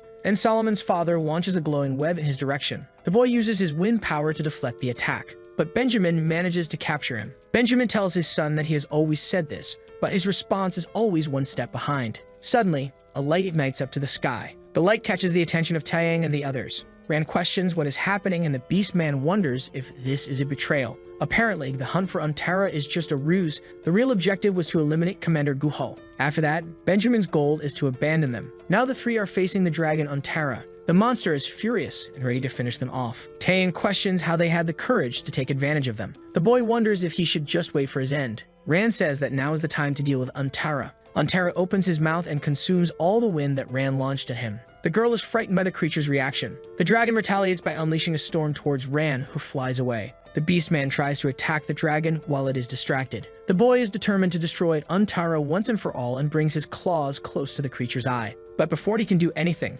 Unterra strikes him with a quick blow, throwing the boy away. He digs his claws into the ice to avoid falling. He ends up injured and is indignant about being attacked. But he does not give up and jumps back onto the dragon, determined to finish the creature. Taeyang puts his hand on the sword, ready to initiate an attack. Our hero reflects that he can only use that sword for a few minutes, so he needs to find a way to resolve this in a short amount of time. Suddenly, the boy has an idea. Then Taeyang calls out to Lord Arzio. He concludes that this was the voice he heard earlier. The MC shouts that if he doesn't want this to end so easily, he must help him and Taeyang will do his best. The blue voice says that this is interesting. Then it says that if this is his choice, he must prove it to him. That is not a skill, but Arzio's desire. A purple light emanates from Taeyang's finger. The dragon is ready to finish everyone off, but Taeyang is now prepared. The boy wonders why Unterra is attacking him while he tries to prepare. The dragon is determined to end him. Suddenly, something strikes the creature intensely. It is the beast man who attacked Unterra. Facing Taeyang, he tells the human not to let his guard down. Smiling, the boy asks what that tiger is talking about and launches a fiery attack at Unterra, who dodges.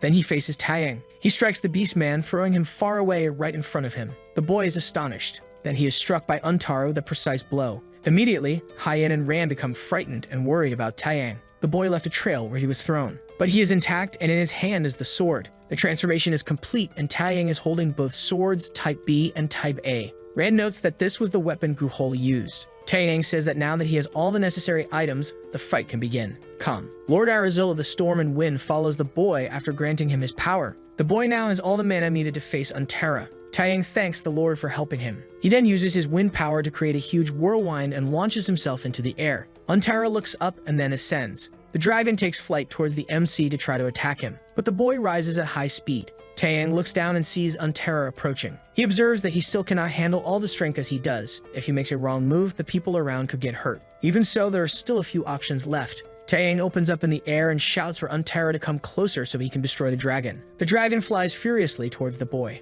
The creature uses its powerful breath and Taeyang complains, saying that this is cheating. The boy is almost hit, but a strong wind protects him. It is Rand who saved him and shouts that this is too dangerous for him. The boy smiles at the girl and says he was counting on her. Unterra does not give up attacking and continues launching its power towards Taeyang. Rand shouts for him to be careful. The MC dodges the attacks. There's no more time to waste. Suddenly, something catches the boy's attention. He sees a light on the horizon approaching at high speed. Taeyang is startled by that brightness, not understanding what it is. That stage is very cold and freezing where the winds are born, and therefore the mana of the wind element is extremely abundant. Our hero smiles. He calls for Erezil while preparing to fight Unterra and end the dragon once and for all. The dragon prepares to attack the boy once again. Then the boy closes his eyes. Using the power of light, Taeyang activates the Type A and Type B swords. He prepares to cut Unterra's attack. But not only that, he manages to split the dragon in two, and the system informs that the dragon has been eliminated. Inside the train, someone enters Benjamin's room and shouts that Unterra has been eliminated.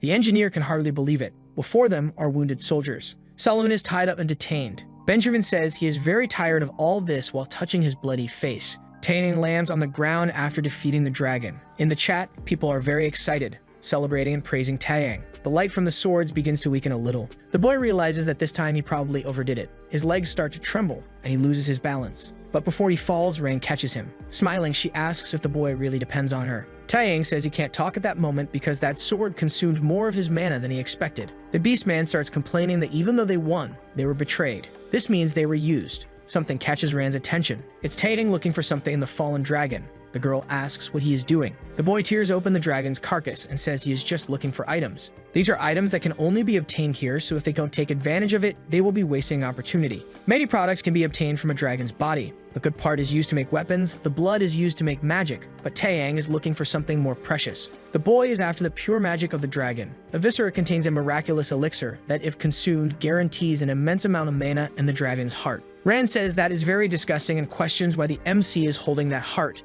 The boy replies that it is obvious and he plans to eat it. Shocked, Rand asks if he is really going to eat that. Taeyang says it is just a joke and starts looking for something inside the heart. In a few moments, he pulls out something shiny and red from deep inside. The boy says that was what he wanted. It looks like a crystal and is a rare item, the dragon's heart. The Beastman and Rand are left confused by the situation. Hyan tells the MC that if he consumes that, he will absorb it naturally. Then Taeyang swallows the small crystal. The system informs that he has acquired the dragon's heart. Rand observes that all the mana stolen from the dragon has been absorbed by Taeyang. The boy suggests that they return to the train. It's time to conclude that stage. A soldier stands up amidst the chaos. It's Crusoe, who is badly injured. The man says he will guide them. Meanwhile, the train wanders along the tracks. A soldier tells Benjamin that they have confirmed the dragon is dead and questions how they should deal with the people before they return. Benjamin is shocked at how those people managed to capture the dragon Terra. The soldier says that the MC managed to activate the Sword of Light. Upon hearing that, Benjamin is astonished. He then asks if Taeyang used the Guru's sword, and the soldier replies that judging by the mana that floated after its use, it seems impossible to reuse that weapon. Then the soldier says they should wait outside the train and take out the three when they arrive, as well as steal their items. Someone rushes into the room shouting that 3 people are approaching. He says they are moving very fast and that they will arrive in 3 minutes. Benjamin reflects on what they should do. His hand is stained with blood at that moment. He mentions that it has been a while since he put his body into a fight, so this is a bit much for him. A soldier tells Benjamin that they will handle those people and the engineer should hide, but Benjamin says he won't let that happen. The man is determined to go out and face them. He then asks other soldiers if he has cigarettes, and the young man replies that he does. Benjamin lights the cigarette and smokes patiently. He questions why he should take care of his body if he probably won't live much longer. At that point, Benjamin has nothing left to lose. He finishes smoking the cigarette and they head towards the train. In a few moments, Taeyang, the Beastman, and Ran arrive. The boy says that this moment must have been a shock for them. Ran and the tiger attack simultaneously with powerful blows. They hit the train squarely, causing an explosion. A red attack nearly hits the tiger, cutting his face and leaving him startled. It's the guards who are armed with firearms trying to attack them. They shoot repeatedly at the tiger. But Ran approaches and defends the boy with his wind power, deflecting the bullets with a shield. The bullets return against the soldiers, hitting them. Benjamin observes that Ran and the Beastman are there, then wonders where Taeyang is. Suddenly, right above the man, the boy appears. The boy pierces Benjamin's hands, pinning him to the ground. Rand shouts for the MC not to give Benjamin the chance to cast spells. Benjamin realizes they are trying to prevent him from casting spells. That's not possible. Even pinned to the ground, Benjamin manages to use his magic. Hyen becomes worried and tells Taeyang to move away. The boy jumps away while Benjamin tries to hit him with his magic. Benjamin attacks with everything he has, expending the maximum of his power to finish off Taeyang. The MC complains that Hyen told him that if he blocked Benjamin's hands, the man wouldn't be able to cast spells. The girl responds that it should be true, but apparently it isn't, and Benjamin is surrounded by dark magic. Taeyang is now in a complicated situation. Using all of his energy, he activates the Swords of Light. Thanks to having consumed the dragon's heart earlier, his mana has increased drastically. Benjamin becomes worried upon hearing that. When the boy leaps towards him, he remembers Guhol using his combined swords. Taeyang strikes Benjamin, cutting him. The cut is so fast and precise that the man is caught off guard. Benjamin can hardly believe that Taeyang is using that Sword of Light. The man's arm is torn off, but black smoke begins to emanate from him. The boy wonders why that smoke is coming out. The cruel leader starts to smile like a madman. Benjamin sealed his left arm to summon Atlas. The man has a demonic look and says he will finish off Taeyang right there, even if it takes some time to recover. Chimera watches the battle. The Demon Lord notes that this is quite problematic. If they let things stay as they are, the Endless Train stage will collapse. Creating a well-structured and rich narrative stage is not an easy task. That's why Chimera is determined to put an end to it. The Demoness snaps her fingers. Then the magic happens. Taeyang stands before Benjamin, ready for a historic battle. The game is paused for administrator auctions. All scenes abruptly stop. Chimera is determined not to let such a good stage be destroyed like that. The game is paused while everyone is fighting. Benjamin and Taeyang are ready for a historic battle. Meanwhile, Ran and the beastly human are fighting against the soldiers. Suddenly, something strange happens. Taeyang suddenly awakens in a different place. The same happens to Solomon, who is confused about where he is. Benjamin, the Tiger Boy, and Ran also appear there. Chimera approaches them and says it is a pleasure to finally meet them. Then she says she is responsible for that stage. Ran is confused about the train's owner being a demon. Benjamin speaks to Chimera as if he knows her. Chimera says it has been a long time since they last saw each other. The last time she met Benjamin, he was still young. Then she tells Benjamin that she is very sorry for Guhal. She says she is also very sorry for the players. She ended up summoning them there for personal reasons. Smiling, Chimera says she is very grateful that they understand. The Tiger Boy approaches and says that Chimera owes him an explanation. He says he has done a lot up to that point and she hindered him from winning that stage. Chimera says the boy should thank her. After all, that is the Room of Gears. Despite her intervention being involved, at that moment, everyone there managed to get through that stage. Then she tells the players that based on what they have done up to that point, they should be rewarded. In the chat, people are excited because they have never seen a demon intervene like that at the level. Taeyang remains silent with a serious look. Rand says that this is a relief and they have to take advantage while the Demon Lord helped them.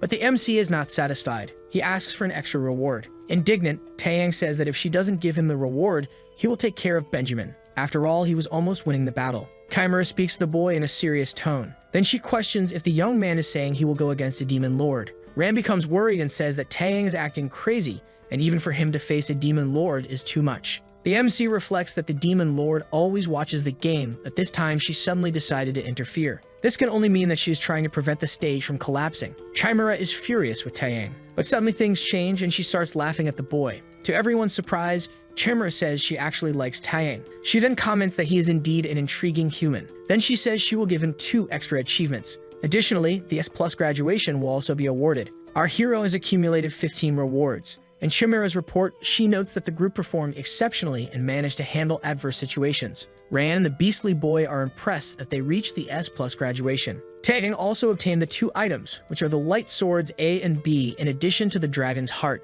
Chimera says that now they can go to the next floor. She tells the boy that thanks to him, she was able to observe that stage with great interest after a long time. She says that the dragon's heart is a great bonus, but Taeyang needs to be cautious. Since the dragon's mana is very powerful, it could simply destroy the boy's body, so care must be taken. The human tiger starts to leave and Taeyang calls out to him. Our hero says they should go together to the next floor. After all, they worked very well as a team. The boy says it is very bold of him to suggest that he should trust humans even after being betrayed by one. To him, that doesn't seem like a good idea. Taeyang complains that the boy is very stubborn, and Rand says she also doesn't want to work with him. Chimera remembers Benjamin. The man is standing in front of her and then starts to approach. The woman tells him he should go back to the train. Chimera tells Benjamin that they should assume the situation has been resolved now that the engineer saved him. Benjamin complains about Chimera's behavior, saying it is horrible. The woman says that in the end, that is her job. Ultimately, acting as he did in his stage will not be something that will go unnoticed. Soon, she will return to meet him. Before Chimera leaves, someone calls for her.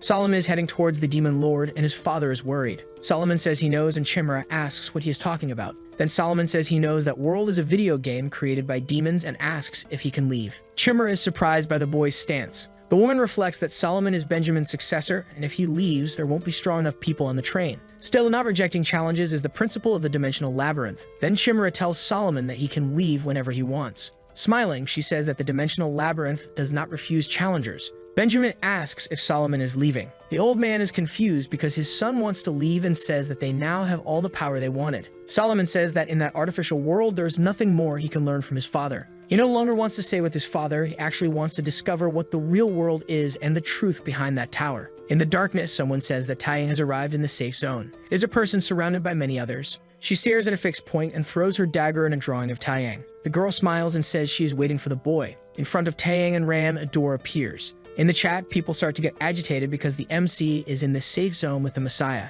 Hyam wonders if it is the same Messiah she knows. The door opens and light enters. That is a small town called the Safe Zone. Taeyang enters the place. Many people are there looking at them, and Ran is confused. The girl says that the boy has finally arrived and moves towards him. Ran and he are startled by what is happening. The girl hugs the boy to everyone's surprise. In the chat, people question why the Messiah is there. Taeyang wonders who that person is. She introduces herself as the Messiah. Angrily, Ran asks who that person is. The Messiah tells Taeyang that she missed him and approaches the boy to give him a kiss. But the MC stops her with his hand. Taeyang lifts the girl over his shoulder and says they need to get out of there. They enter an establishment with rooms. The receptionist welcomes them and introduces the place as an inn. The boy is confused that Letty is on that floor too, and she says she is wherever the players need her to be. Then she asks what they need. Taeyang says he wants a room for them. In front of the door, Taeyang realizes that Ran has followed them and asks what is happening. The boy apologizes and says she needs to wait outside. Ran is very confused by that. Then the player and the Messiah enter the room.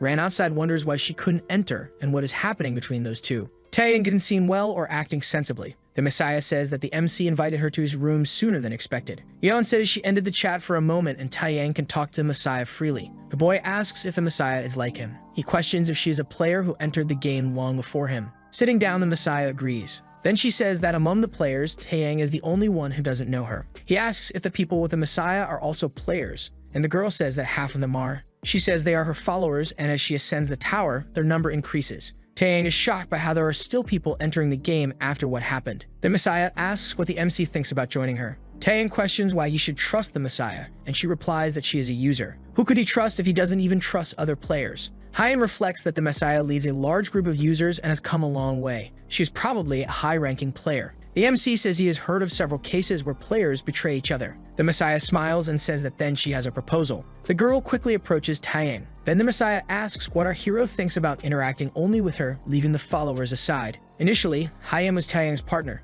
Now the Messiah wants to get closer. The boy asks if she would abandon all her colleagues to go with him. She says they should observe the MC from a national perspective. What matters is not the treatment of those people, but rather ending that game. They have a crucial mission to rescue 300 million people trapped in the game. The girl is excited to do this alongside Taeyang. She comments that she knows he has the same determination as her to end that game. The girl gets very close to him. Then the Messiah leaves the room. When the door slams behind her, all her followers approach wanting to know what happened. One of the people asks if they are going to form a team to go to the next stage and mentions that she heard Taeyang has accumulated over 70 awards. Inside the room, the guy tells Messia that he only wants to save one person. Messia smiles and then says that Taeyang doesn't want to join them at the moment. Her group says that they trust and will follow Messia. The player smiles and says that this doesn't mean they will back down. Hyun calls Taeyang and says that Messia's intentions may not be great, but they need to consider her level of power. Messia's deep knowledge of the game seems to be something very useful for them. Moreover, she thinks that the simple fact that other people are in the game can be a relief for the MC to understand that he is not alone. The guy says that he and Messia have very different goals. He's afraid that she will hinder him from saving Byorin for her own objectives. Taeyang says he is even considering turning off the live stream to avoid this kind of problem. The next day, Taeyang and Ram leave their quarters. As soon as they exit the inn, they come face to face with Messia. The girl greets them with a smile on her face. Hyun says it is exactly as she imagined. The guy walks straight past Messia. He then says that if she plans to follow them, he will not take responsibility for anything. Once they enter the next stage, Taeyang will not help anyone. Messia says that this sounds a bit disappointing, but they do not need his help. The guy looks at Messia, and then they move on to the next stage. That is a completely reddish and frightening place where they appear. Taeyang wonders if that is a city. Suddenly, something starts falling from the sky. They are wanted posters announcing who needs to be found. The hunt is beginning, and at that moment, they have 20 million criminals. Hyun says that this is the stage of generosity. From the top of a building, a woman observes. An employee serves her wine and she tells them to be ready. It seems that some annoying guests have just arrived. Everyone who arrived at this new stage looks around frightened. Messia says she will go first and asks if Taeyang noticed that they are in a race, so the leaders should serve themselves first. She winks at Taeyang. Then she leaves with her companions. Taeyang questions what it means to serve themselves first. Hyeon says that the objective in this stage is to find and annihilate most of the wanted criminals. By capturing them around the city, you can earn points equivalent to the crime committed, and the goal is 20 million points. After collecting all the points, you must return to complete the stage. The boy notices that one of the wanted criminals is worth 10 million points. Taeyang observes that she is the most valuable, and Hyeon says that she is indeed the best option for that stage. The MC is confused, and the girl says that she is involved with the mafia. That city is under the control of the vampire mafia. Our hero understands that this is why there is no sign of sunlight there. Then he asks Hyeon where they need to go to end this as quickly as possible. The girl says that first they need appropriate clothing for where they are going. Ran is indignant that Taeyang is talking to the ghosts and not telling her what is happening. Then he explains everything. One of the people is being attacked by the criminals and screams for help. One of the criminals asks her what her blood type is while holding a knife. Someone calls those delinquents vampires. It is Taeyang who says that they have cool clothes. Elsewhere, a party is happening inside a nightclub. It is the Club of Angels. Taeyang and Ran enter the club wearing the clothes of the vampire criminals they faced earlier. Ran says that the outfit is strange, and since it is the first time she's wearing something like that, she feels uncomfortable. The guy says that the vampire club doesn't seem any different from reality. In fact, it is as if it is their own world. Hyeon asks if Taeyang is seeing anyone. In the corner, there is a man sitting on a sofa with girls drinking a red juice. The red juice is of the AB positive type. Hyeon explains that Hormone V is manufactured and distributed by the Gang of Angels. Taeyang comments that the vampires seem to be awakening agents. Hormone V is a dispersal agent. It can instantly turn a human into a vampire, guaranteeing sensations that ordinary humans cannot feel. It is the most famous reward possible to obtain in the wanted stage. If you take it, half of your body will transform into a vampire and your abilities will improve. The boy gets excited and says they need to get that hormone. Hyeon says there is a way to solve all the problems, both the V hormone and the kindness. However, to do this, they need to enter the darkest part of the club, and for that, a special item is required. At the party, people are having a great time and you can see this through the cameras. In a separate room, a girl drinks a glass of red juice while humming. She seems happy and excited. Then she notices some strange movement. The woman sneezes and says she has a bad feeling about this. Her name is Angel, and she's an NPC. Angel calls her maid Harari to hand her something. But before she can realize it, a knife is at her neck, and someone behind her says that the night is going very well. It is Messia, who managed to get there before anyone else. Her name is like that of the Savior, and Angel asks how Messia managed to get past the guards and enter there. Messia laughs and asks if she is talking about those guys in the hallway. She managed to take them all down along with her team quite easily. Then Messia starts talking to Angel and asks if the woman doesn't want to give her what she has that is most valuable. Angel says that Messia is there for the head of the princess of that city. She is the most powerful vampire belonging to the vampire blood nobility. But Messia says she is not interested in that. She says she only wants an invitation to enter that night. Angel is frightened that Messia knows about the night. Messia leans close to Angel's ear and says she will tell her a story. She wonders where the original container for the production of the V hormone is. Now that the person responsible for distribution is gone, the original container of the V hormone can save them from the parasite's control. Angel wonders if Messia knows about that. Messia says that if Angel invites her to the night, she can share information with the woman. The vampire is indignant. Then she asks if she even has the authority to decide. The system informs that an invitation from Angel has been sent to Messia. Angel is outraged that a foolish human like her managed to threaten her life. If she discovers where the original product of the ritual is, she could take revenge and do 10 times worse. At least she was not after the V hormone, which is an important item to present that night. The V hormone, at least its essence, is protected and sealed with an ancient vampire ritual, and without Angel's noble blood, it cannot be opened. Someone enters the room calling for Angel, and she asks what happened. The man says their safe has been robbed. Messia smiles upon realizing that it was probably Taeyang who did this. She accepts that the boy made a good move. Worried, Angel enters the room. Her safe has simply been broken into several pieces. She sees that it was visited by Taeyang. The boy left a note saying that if she wants to get it back, she must invite him to the 7th floor. Angel is furious and crumples the paper. She is outraged by his audacity. Taeyang observes that it doesn't matter how many lackeys she has or how difficult it is to access the safe, nothing can stop him. Then Angel's invitation is sent to Taeyang. The boy questions whether they should go at that moment. It is time to enter the home of the bats. The night city has a red light coming from the sky. In the streets, people dance and play, having fun. There is a huge door with a security guard dressed in black. He stares and asks for the name of the person who wants to enter. Messia introduces herself, and since she has Angel's invitation, she can enter. Taeyang and Messia are inside the party. The girl greets the boy, wishing him good evening, and he is astonished. Mesa notices that Ran is not by his side and says that she will probably be his partner for the night. They walk further inside. Upon arriving, they find an environment where people are gathered. It is possible to see how much can be earned for each of the people present.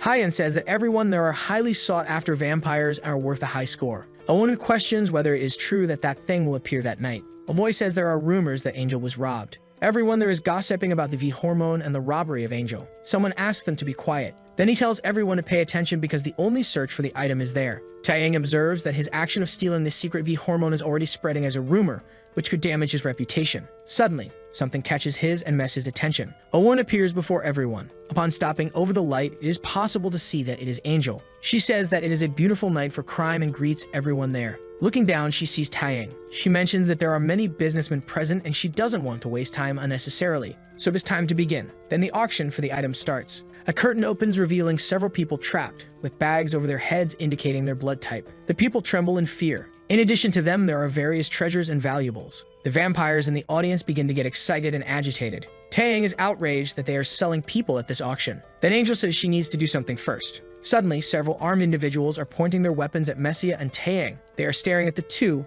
ready to attack. Angel says that first there are some rats to deal with. Taeyang remarks that it is not very kind of her to treat guests that way. Angel becomes furious with those irritating humans. She then orders her subordinates to take care of the two and leave no trace behind. The servants begin to shoot several times in the direction of Taeyang and Messia. However, when the smoke clears, only a mask riddled with bullet holes remains. The shooters are confused and suddenly they are struck by a blow. The barrels of all the weapons are quickly cut off. Taeyang says he was a bit scared because they seem like a mafia. Smiling with a sword in hand, he says he is just disappointed now. All the vampires in the audience are impressed with what is to come. Then they start to laugh. Everyone there is roaring with laughter at Taeyang. They say it has been a while since they encountered such an interesting human and ask Angel what she thinks of the situation right at the auction. Angel says she doesn't know what Taeyang is planning, but you should remember that he can't do anything without the points. Taeyang tells her not to worry because someone generously gave them a lot of good things. Angel is confused by that statement. She doesn't know who the boy is talking about. If they manage to recover the V hormone before the auction ends, his life will come to an end. Angel says that was a small disturbance, and she hopes all the guests enjoyed the little performance before the auction began. Then she announces that she will start the auction for that night. The first item is a valuable piece inside a chest. It is a sword dated over 100 years. It belonged to someone who fought in battles against fallen angels. In the audience, people wonder if it is really that good. Angel announces that the price is 5 million points and someone raises their paddle. The auction officially begins and people start to raise the bid, reaching 9 million. Hyan is outraged that a single sword is being bought for the price of an entire building. Angel announces the final bid of 12 million and says the item has been sold to the knight there. Those items go far beyond what a human worm can look at. Then she announces the next item. It is the skull of the 100th human she used and its value is 1 million. The people in the audience are outraged and ask if the woman is joking. They also say that it is not worth a coin. Angel stands firm and says the bidding starts at 1 million coins. Someone raises their hand and offers the first bid. It is Taeyang who offers 1 million for the skull. Everyone in the audience stares at the boy and Angel is startled. She asks if the boy is serious and says he doesn't even have money.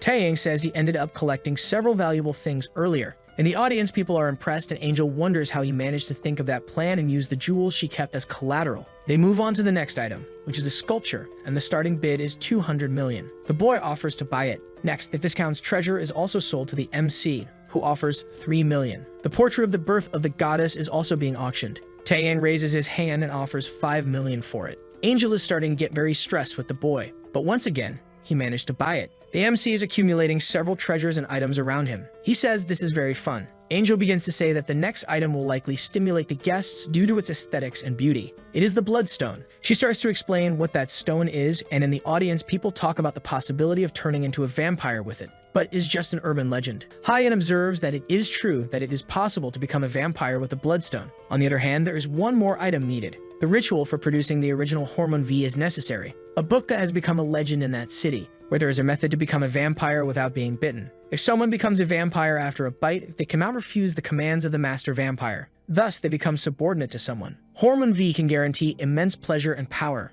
It promises the vampire the freedom of not having to obey anyone. Messia offers 2 million for the item. She asks Taeyang if she can take that item. The young man says he doesn't mind. In the audience, people are asking Angel to show it because everyone is waiting. The auction is getting out of control at that moment, and the woman says that this time it will have to end differently due to the circumstances. The MC gets angry and asks if she's going to end the auction that way, then demands that the woman bring what they want. Smiling, Taeyang says he is sure everyone there is also waiting for something. He then takes a vial from his pocket. In the audience, people are astonished because it is Hormone V. That amount could last an entire month. The vampires in the audience become very agitated and want to capture Taeyang. They all gather and start moving towards the young man. Our hero tells Rand to get into position. Outside, the girl is sitting in a circle with strange symbols. She has her eyes closed in a meditative state. A magic begins to happen where she is. Rand then blows out a candle that is in front of her. The girl stands up and says it has been a long time. It has been a long time since she put on a show of that size.